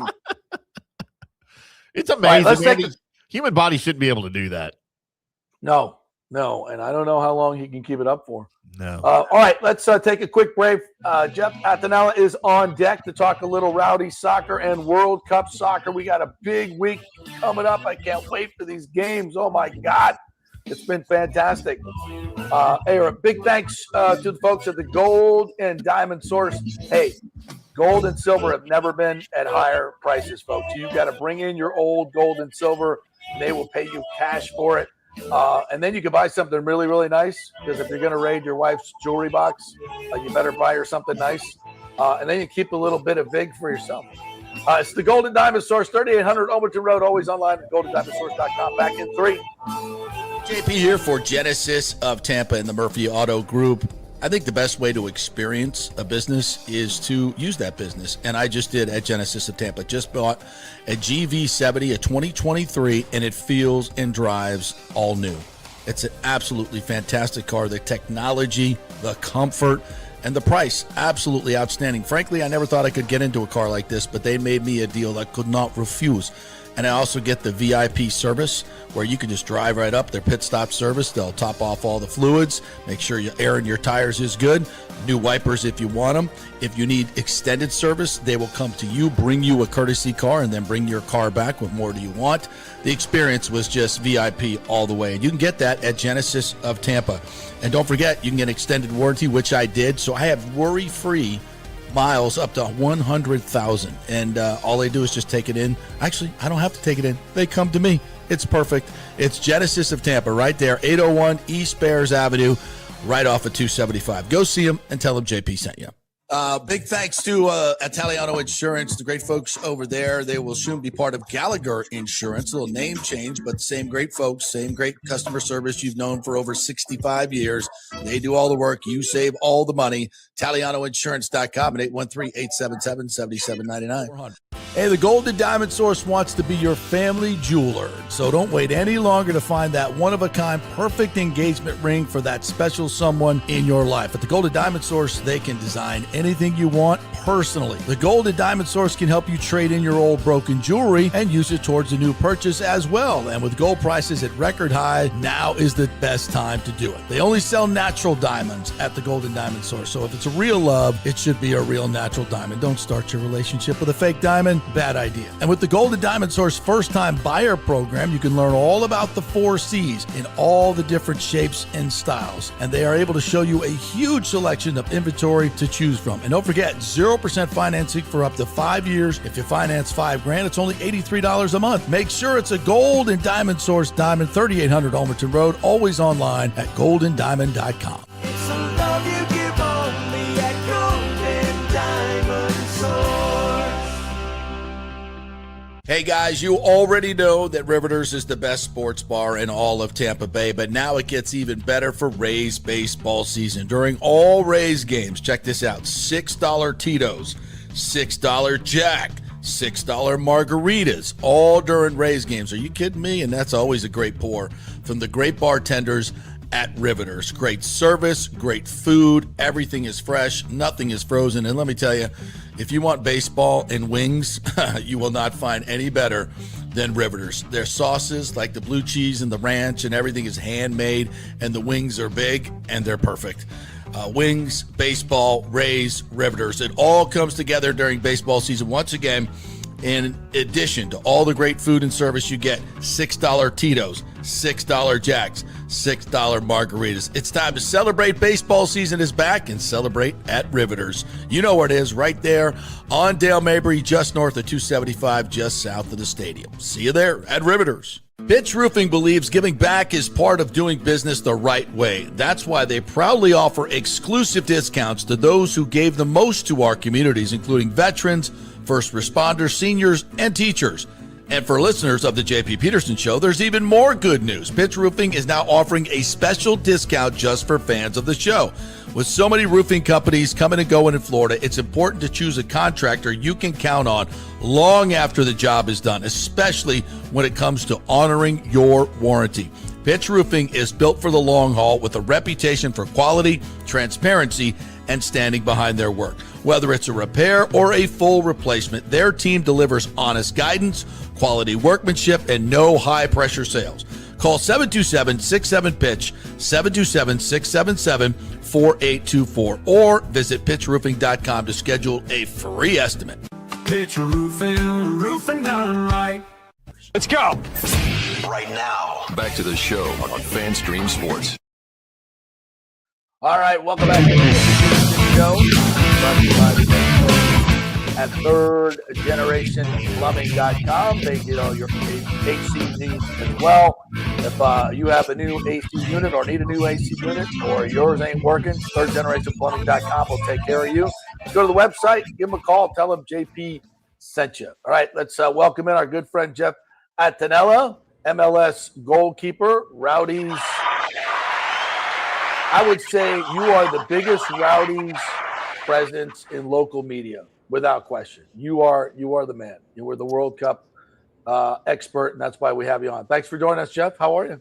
I appreciate having me on, man. I'm doing well. Knockout stages are about to come hot and heavy, so it's a good day. Man, these games, we've added teams to the World Cup, and that is what it is. But I tell you what, this first round of games, this is pretty special stuff. But this is what we get added extra. I'm all in. What are your thoughts? Keep stacking them, man. Keep stacking them. Right. The cool thing's been, like, there's so many different storylines. Obviously, Cape Verde being here in Tampa and doing what they're doing has been cool. And with the Tampa twist, there's obviously that makes it really sweet. But even, like, what I'm really interested to see in this next round, JP, is there are about 9 total African teams that made it to the knockout stages, and they're going to beat some people. Like, they're not going to go 0 for 9. So they're going to knock out some people that I think a lot of other countries probably think they're going to be advancing. But they're good. So it's going to be fun to see. It's going to be fun to see some of these upsets that I think are going to happen in this next round. And this is when the World Cup gets the most fun. So this is this is the money time. The great storylines there. But you mentioned Cape Verde. Tell the folks this whole story, like how this came to be. Like, they've been training here, and this is one of the most incredible stories in soccer, right? Yeah, so it's funny, man. So, like, I've obviously been on the outskirts of the process, but you hear the meetings and the things like that. And when we were picked by FIFA to host a nation, there were different nations that came in, and it was like, you don't know who's going to pick you. And there's certain countries, like the bigger countries, kind of had first dibs on what they wanted. Right. And then it kind of fell from there. And then ultimately we ended up with Cape Verde. And, at the time it's like, okay, cool. Like, Cape Verde, that's a cool story, but you didn't ever expect them to do anything like this. Right. So they come in and they pretty much take over the facility. We still run the operations, and there's things. Yeah, this is the Rowdies training facility in Rowdies practice facility over here on Waters.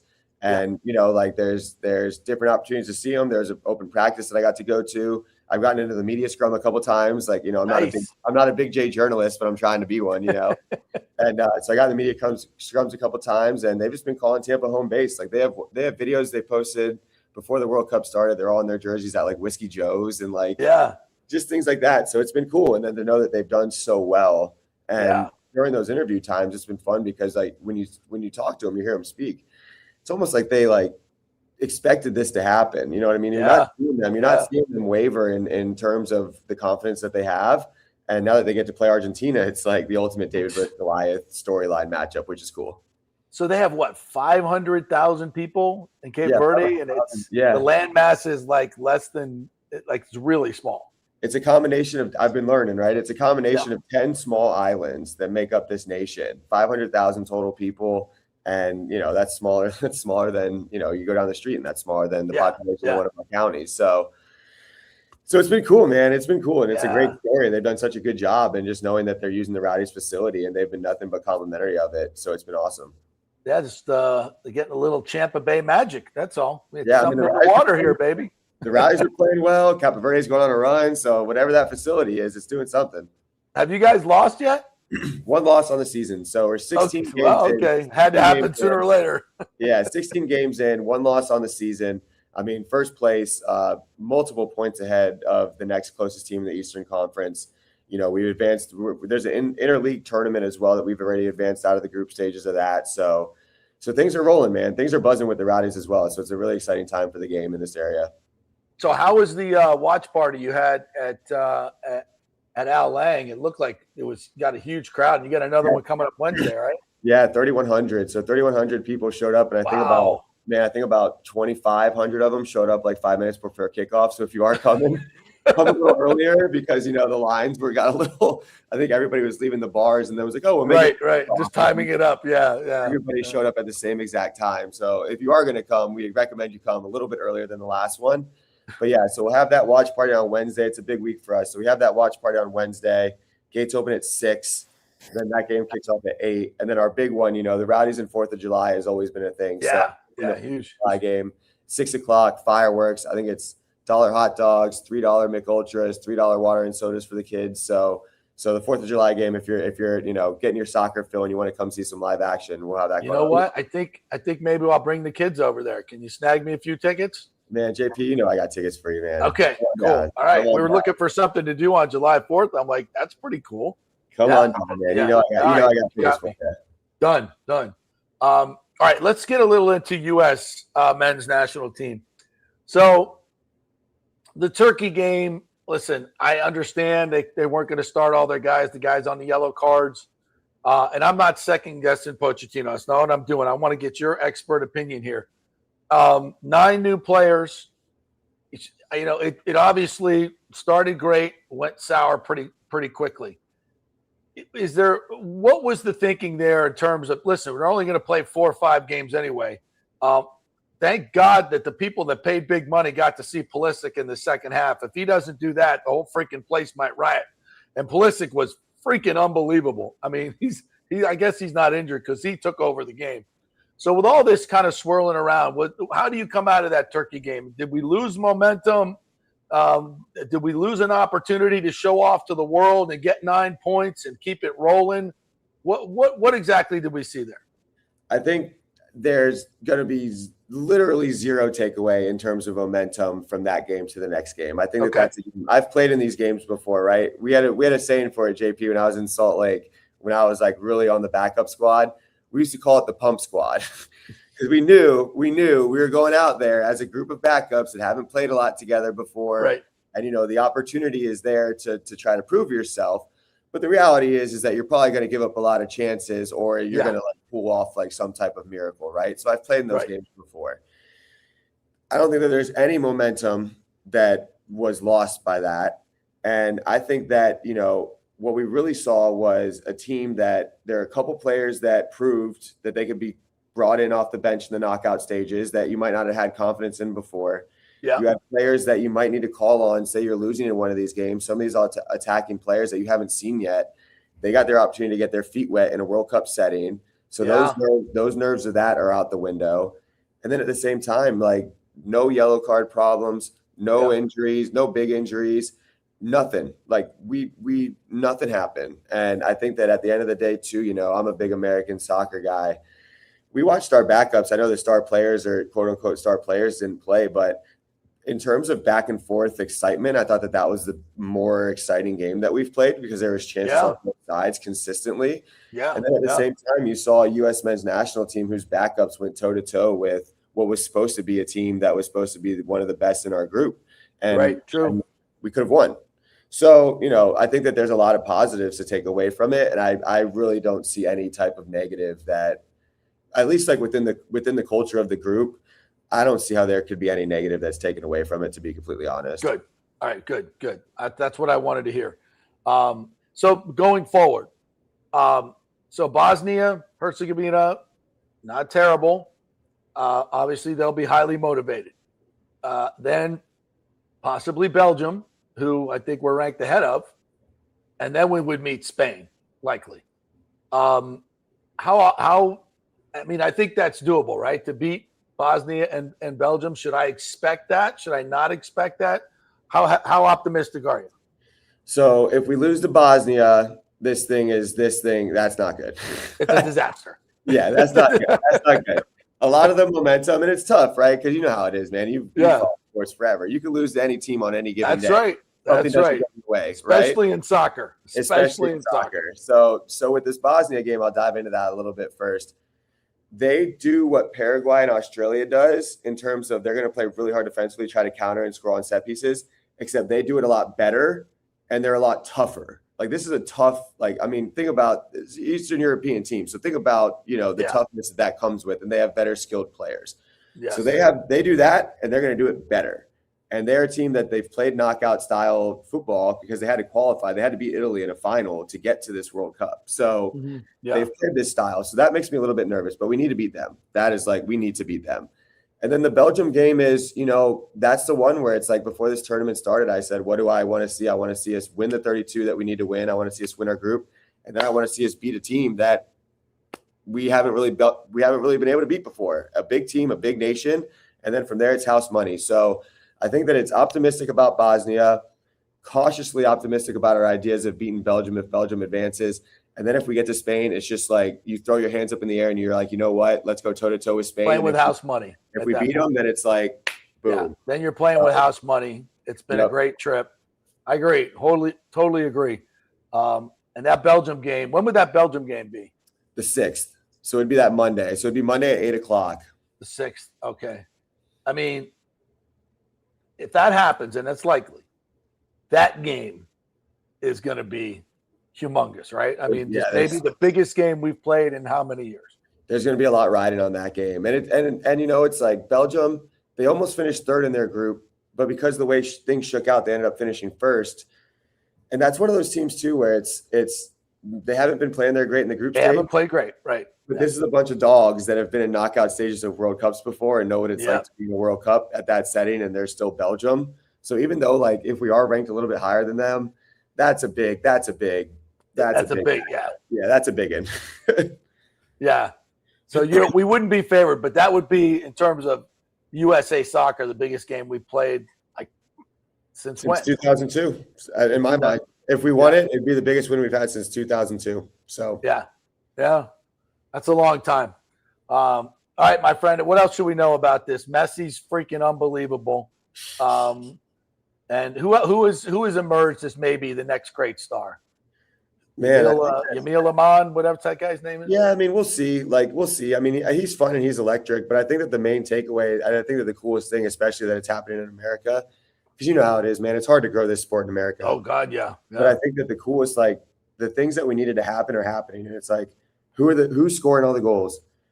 Messi, Mbappe, Erling Haaland, Harry Kane, all the big names that people know have come into this country and just been banging in goals and getting people out of their seats. And you look at the Golden Boot race, and it's like every big name you could possibly think of is on the sheet for the race. So you have an incredible Golden Boot race going on, and it's just like USA is playing well. So it's like everything, it's all coming together. You think, but it's so things are stacking up. But I mean, just watching, that's something I love about the World Cup is like you watch these guys play with the passion that they have for their country.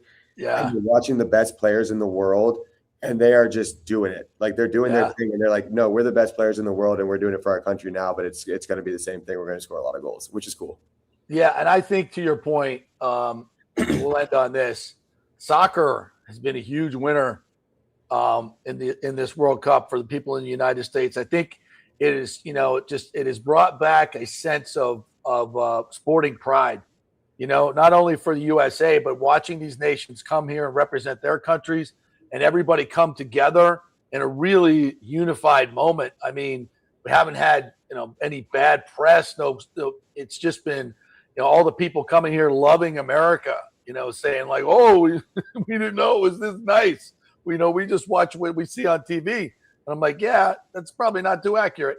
And so they're coming here and they're loving the soccer and the stadiums, and the game it's just exploding. I mean, I know for you, this must be a very prideful time, because your life has been all about, swimming upstream to get the game of soccer out there. And this is a kind of a seminal moment for the sport. It's been really fun. And I think that, what you're talking about in terms of people coming into America, I think it's fun to see it go both ways too, right? Because there's a lot of Americans that are seeing cultures from other countries that are coming in, and they're trying to adopt the culture as well. And, I've beaten this drum, JP, for so long with so many different people, but take college football, right? How great is college football? Yeah. It translates pretty well to what you're seeing in terms of fan culture and great point. Passion and things like that. So if you could try to capture a little bit of what college football has and brings that energy to the game of soccer, you're seeing what the results are. So it's been really cool to see all that play out. And I got to leave it with, if you want to see the game keep growing, the only way to do that is you got to support your local. Yep, that's you gotta right. Support your local teams, because there's a lot of local teams, and if you want to see the game keep growing, that's the best way to do it. All right, save me 4 for July 4th. I'm gonna do you one better. I'm gonna save you 4, and I'm gonna give you 4 away to give to a listener that wants to come to the game. But here's the kicker: they've never been to a Rowdies game before. Okay, gotcha. If we can find a listener for your show that hasn't been to a Rowdies game before, I got 4 tickets for them. Whoever you choose, we'll leave them. We'll figure that out off this call. Bingo. All right, guys. Peterman's lineup. Prove to me you've never been to a Rodney soccer game. If you know who Rodney Marsh is, you're not eligible. All right, Jeff. Thanks, partner. Appreciate it. Take it easy, man. Enjoy the games. All right, thanks. Yeah, man, it has been so fun. Oh, even you got it. How about that? It's been surprisingly good. Oh, the reaction and response from America has been way above and beyond what I ever thought it would have been. Like, even just media coverage. And I know every media outlet's pretty much a media horde for any type of information, but they typically will search out stuff that they think or know that the consumer wants to see or hear about.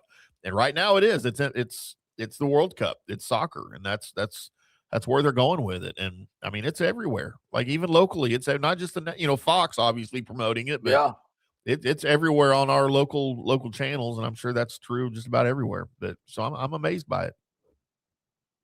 Yeah, it's been, and the best is yet to come.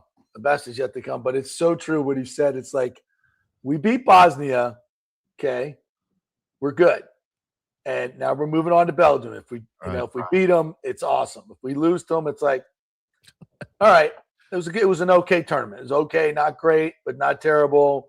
Blah blah blah. You lose to Bosnia, and it's going to be a shitstorm. It's going to be a shitstorm. The whole thing. Well, it's going to go negative. Yeah, and look, that's kind of the thing with it, right? Like, everybody's into this because America is winning. Like, if they'd lost that first game, and if they were winless and not making it to the knockout stage, like, would we have all of this right now, or is it just that America loves winners? It's a huge part of it. It's a huge part of it. All right, back to you guys. Andre all day says Buccaneers need Baker. Baker wants to stay in Tampa Bay. Also, get Vita Vea a new contract. It's a no-brainer. I'm with you, partner. I mean, this is not the time to dick around with losing your core players. Yeah. Listen, it's everything is a gamble. Older players getting money is a gamble. Younger players getting money is a gamble. See Zion. It's like you just don't know what you're going to get. I'm not saying Zion's a bad dude. We love him. He just, he didn't play up to the contract. And that's just a fact. And he knows that, and everybody knows that. We know he's capable of it. but you got to play to your contract. And It's a business. these guys they're old. I get it, but they're seasoned. They've been incredibly productive players. It's hard to find people like Vita Vea and Baker Mayfield. And if you got them, you want to keep them. Are they the best at their position? No. Are they in the top tier? Yes. Good enough. Good enough to make a difference. And that's why I sign them up. And, you could probably use those resources and go try to find somebody who's just as good. Good luck with that. It ain't easy. Yeah, because that's the question, right? If you don't want to keep Baker, if you don't think he's worth the money, you're going to have to pay him. What's the answer? Who are you going to replace him with? And how much is that going to cost you? Yeah, even if it's a budget quarterback, whoever that would be right now, because obviously it can't be Brendan Sorsby now. If it's going to be a budget quarterback, who's it going to be? And do you get him up to speed? Is he actually good enough? Does he have the experience? Does he have will he have the players' respect like Baker does? I mean, you just can't just go get some guy off the shelf and go, oh, okay, let's try this guy. And how much is that going to cost you? That's the whole thing. Baker ain't perfect, but damn, he's way better than the alternative. Like, it's not even close. Yeah. Oh, we'll draft the guy. Okay. 50 years. How well is that working out for us? Not too good. Kurt Thorson says, hey, you uniform police. Fernando Rodney tilted his cap. It's not a big deal. Doesn't mean it looks good just because guys have done it. I mean, I said guys have done it. I just said it doesn't look good. Like, when I saw it, I was like, oh, that's kind of funky. Oh, Bartolo Colon's the guy that stands out in my mind that used to do it. And he would sit there on the mound and fiddle with it, and he'd get it to where it's straight, and then you'd see him go.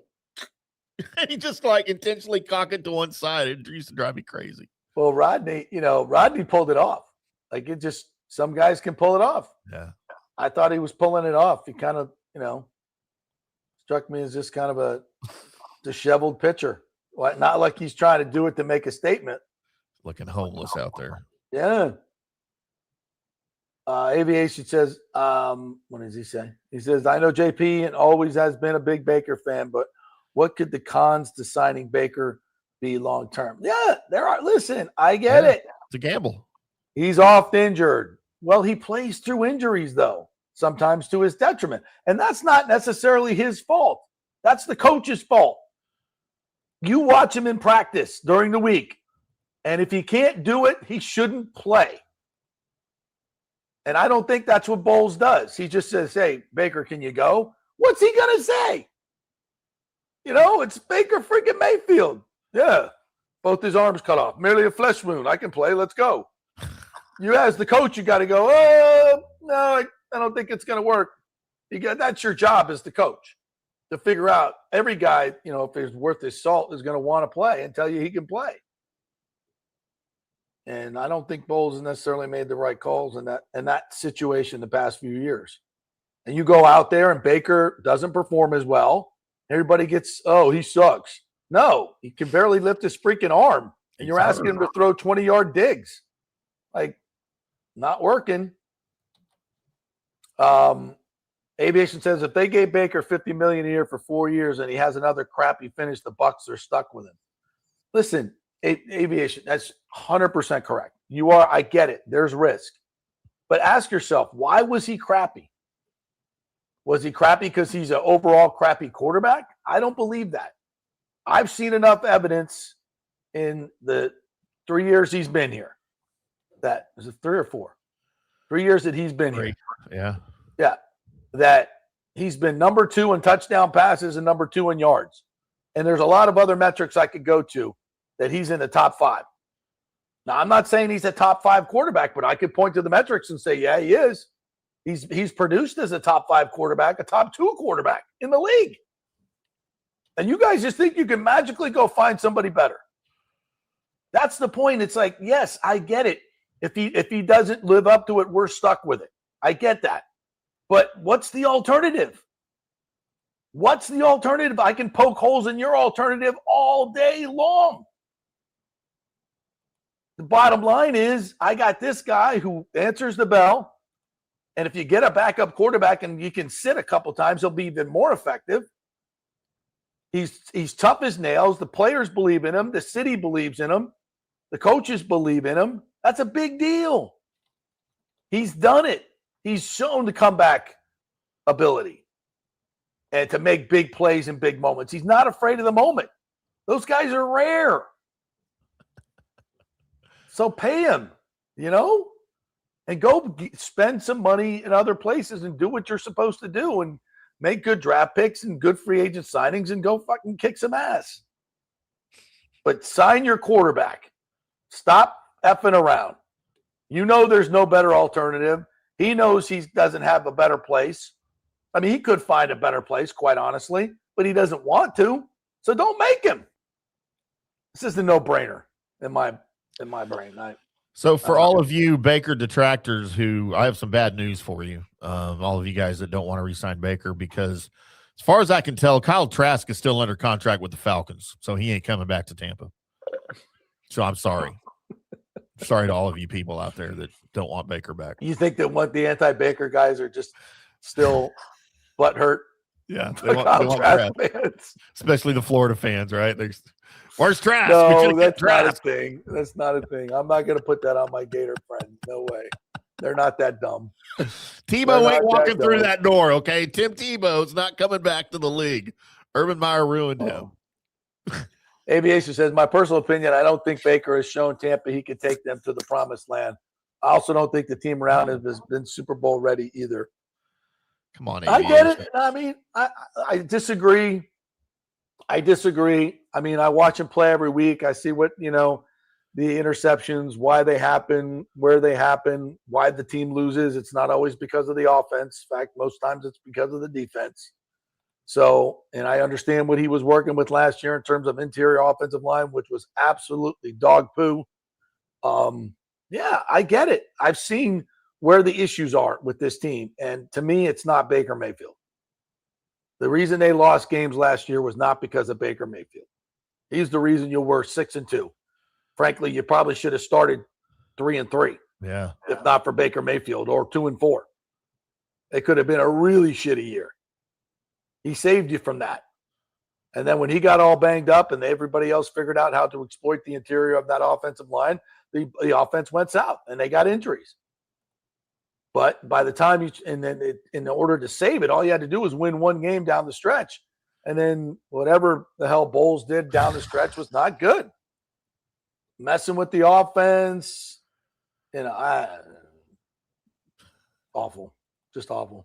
Can we just stop talking about 2025? I mean, I know we kind of have to, but. Yeah, yes, please. Pooh Shiesty says this property tax bill is only for primary homes, not vacation homes, not Airbnb, not apartments. Yeah, it's a recalibration, no doubt about it. They're just going to have to find the money in other places, and they will. Trust me. Pooh Shiesty says $2.3 billion will be returned to the local community via those construction workers. Lots of money spent at Riveters and that spaceship. Yeah, I mean, obviously not all of it. It's not all of it. There's going to be to multinational companies some profit going, but they want them to use mostly local construction workers. That has been talked about, and it's hard to put guarantees on that because you also want it, the contracts to go to the somewhat lowest bidder, right? Mm-hmm. Got to be smart about it. Got to be smart. Yes. What else we got? I don't want to get into the numbers too much, guys, on this stadium. Michael LaRue says, I think Baker's camp was pushing to tear up the final year of his deal and get an immediate pay raise this year rather than sign an extension that starts next year. Baker doesn't have that leverage. Yeah, I think that would have been too much to ask. I mean, there has to be a little bit of the team guaranteed the money the final year before last year. So I thought that was a great gesture by the Buccaneers to free him up to play last year. So commensurate to that, we're not going to, you're making $41 million this year. I know that's quote below market, but still good money. And now let's get together on an extension where we can put that money, that new money that you wanted into your extension somewhat, meet in the middle. Everybody, again, this is kind of like the Rays deal. Like the Bucks want this to happen and Baker wants it to happen. When you have two sides that are mutually headed in the same direction, you usually get things done. You figure it out. And that's what I expect to happen here. All right. What else we got? Michael LaRue says if USA gets past Bosnia-Herzegovina, is Matt Freese ready to put on a Tim Howard 16 save-like performance against Belgium? You know, I don't want to have to see that, but if that's what it takes, then let's get her done. Nah, we should not be outclassed to that level. But I remember that, and that was quite a game. What else we got here? Anything else? Don't see anything. Last one from Aviation said, getting rid of Trask and letting Teddy Two Gloves get the backup spot may have lost the Bucs 2 to 3 games last season. You know what? I think Trask regressed, in my opinion. He regressed dramatically, and that's why they had to go to Teddy ball game. I thought it was a good move. I don't know if it wasn't because, well, I don't know. Teddy didn't play great when he got in there, but that was a tough situation. I don't know. They just, bottom line is they needed to be better at that position. Maybe Teddy wasn't the answer, but I think the guy they got now, Browning, is. Man, we sure thought he was. We were sure excited about Teddy, I did. I was overselling that a little bit. Supposed to have familiarity with Grizzard, remember? Like that was supposed to be a thing, and just never panned out. We lost your audio.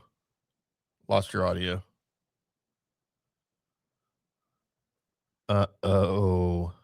JP had his audio scheduled for 2 hours, and now the 2 hours is up and his audio is gone. Nope, now you're muted. How about there you go. There you go.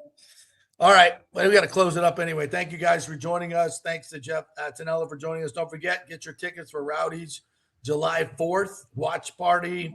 And obviously going to have a great game there at Al Lang Stadium, home of the Rowdies. Have a great one, everybody. We will see you tomorrow. Big O show tomorrow.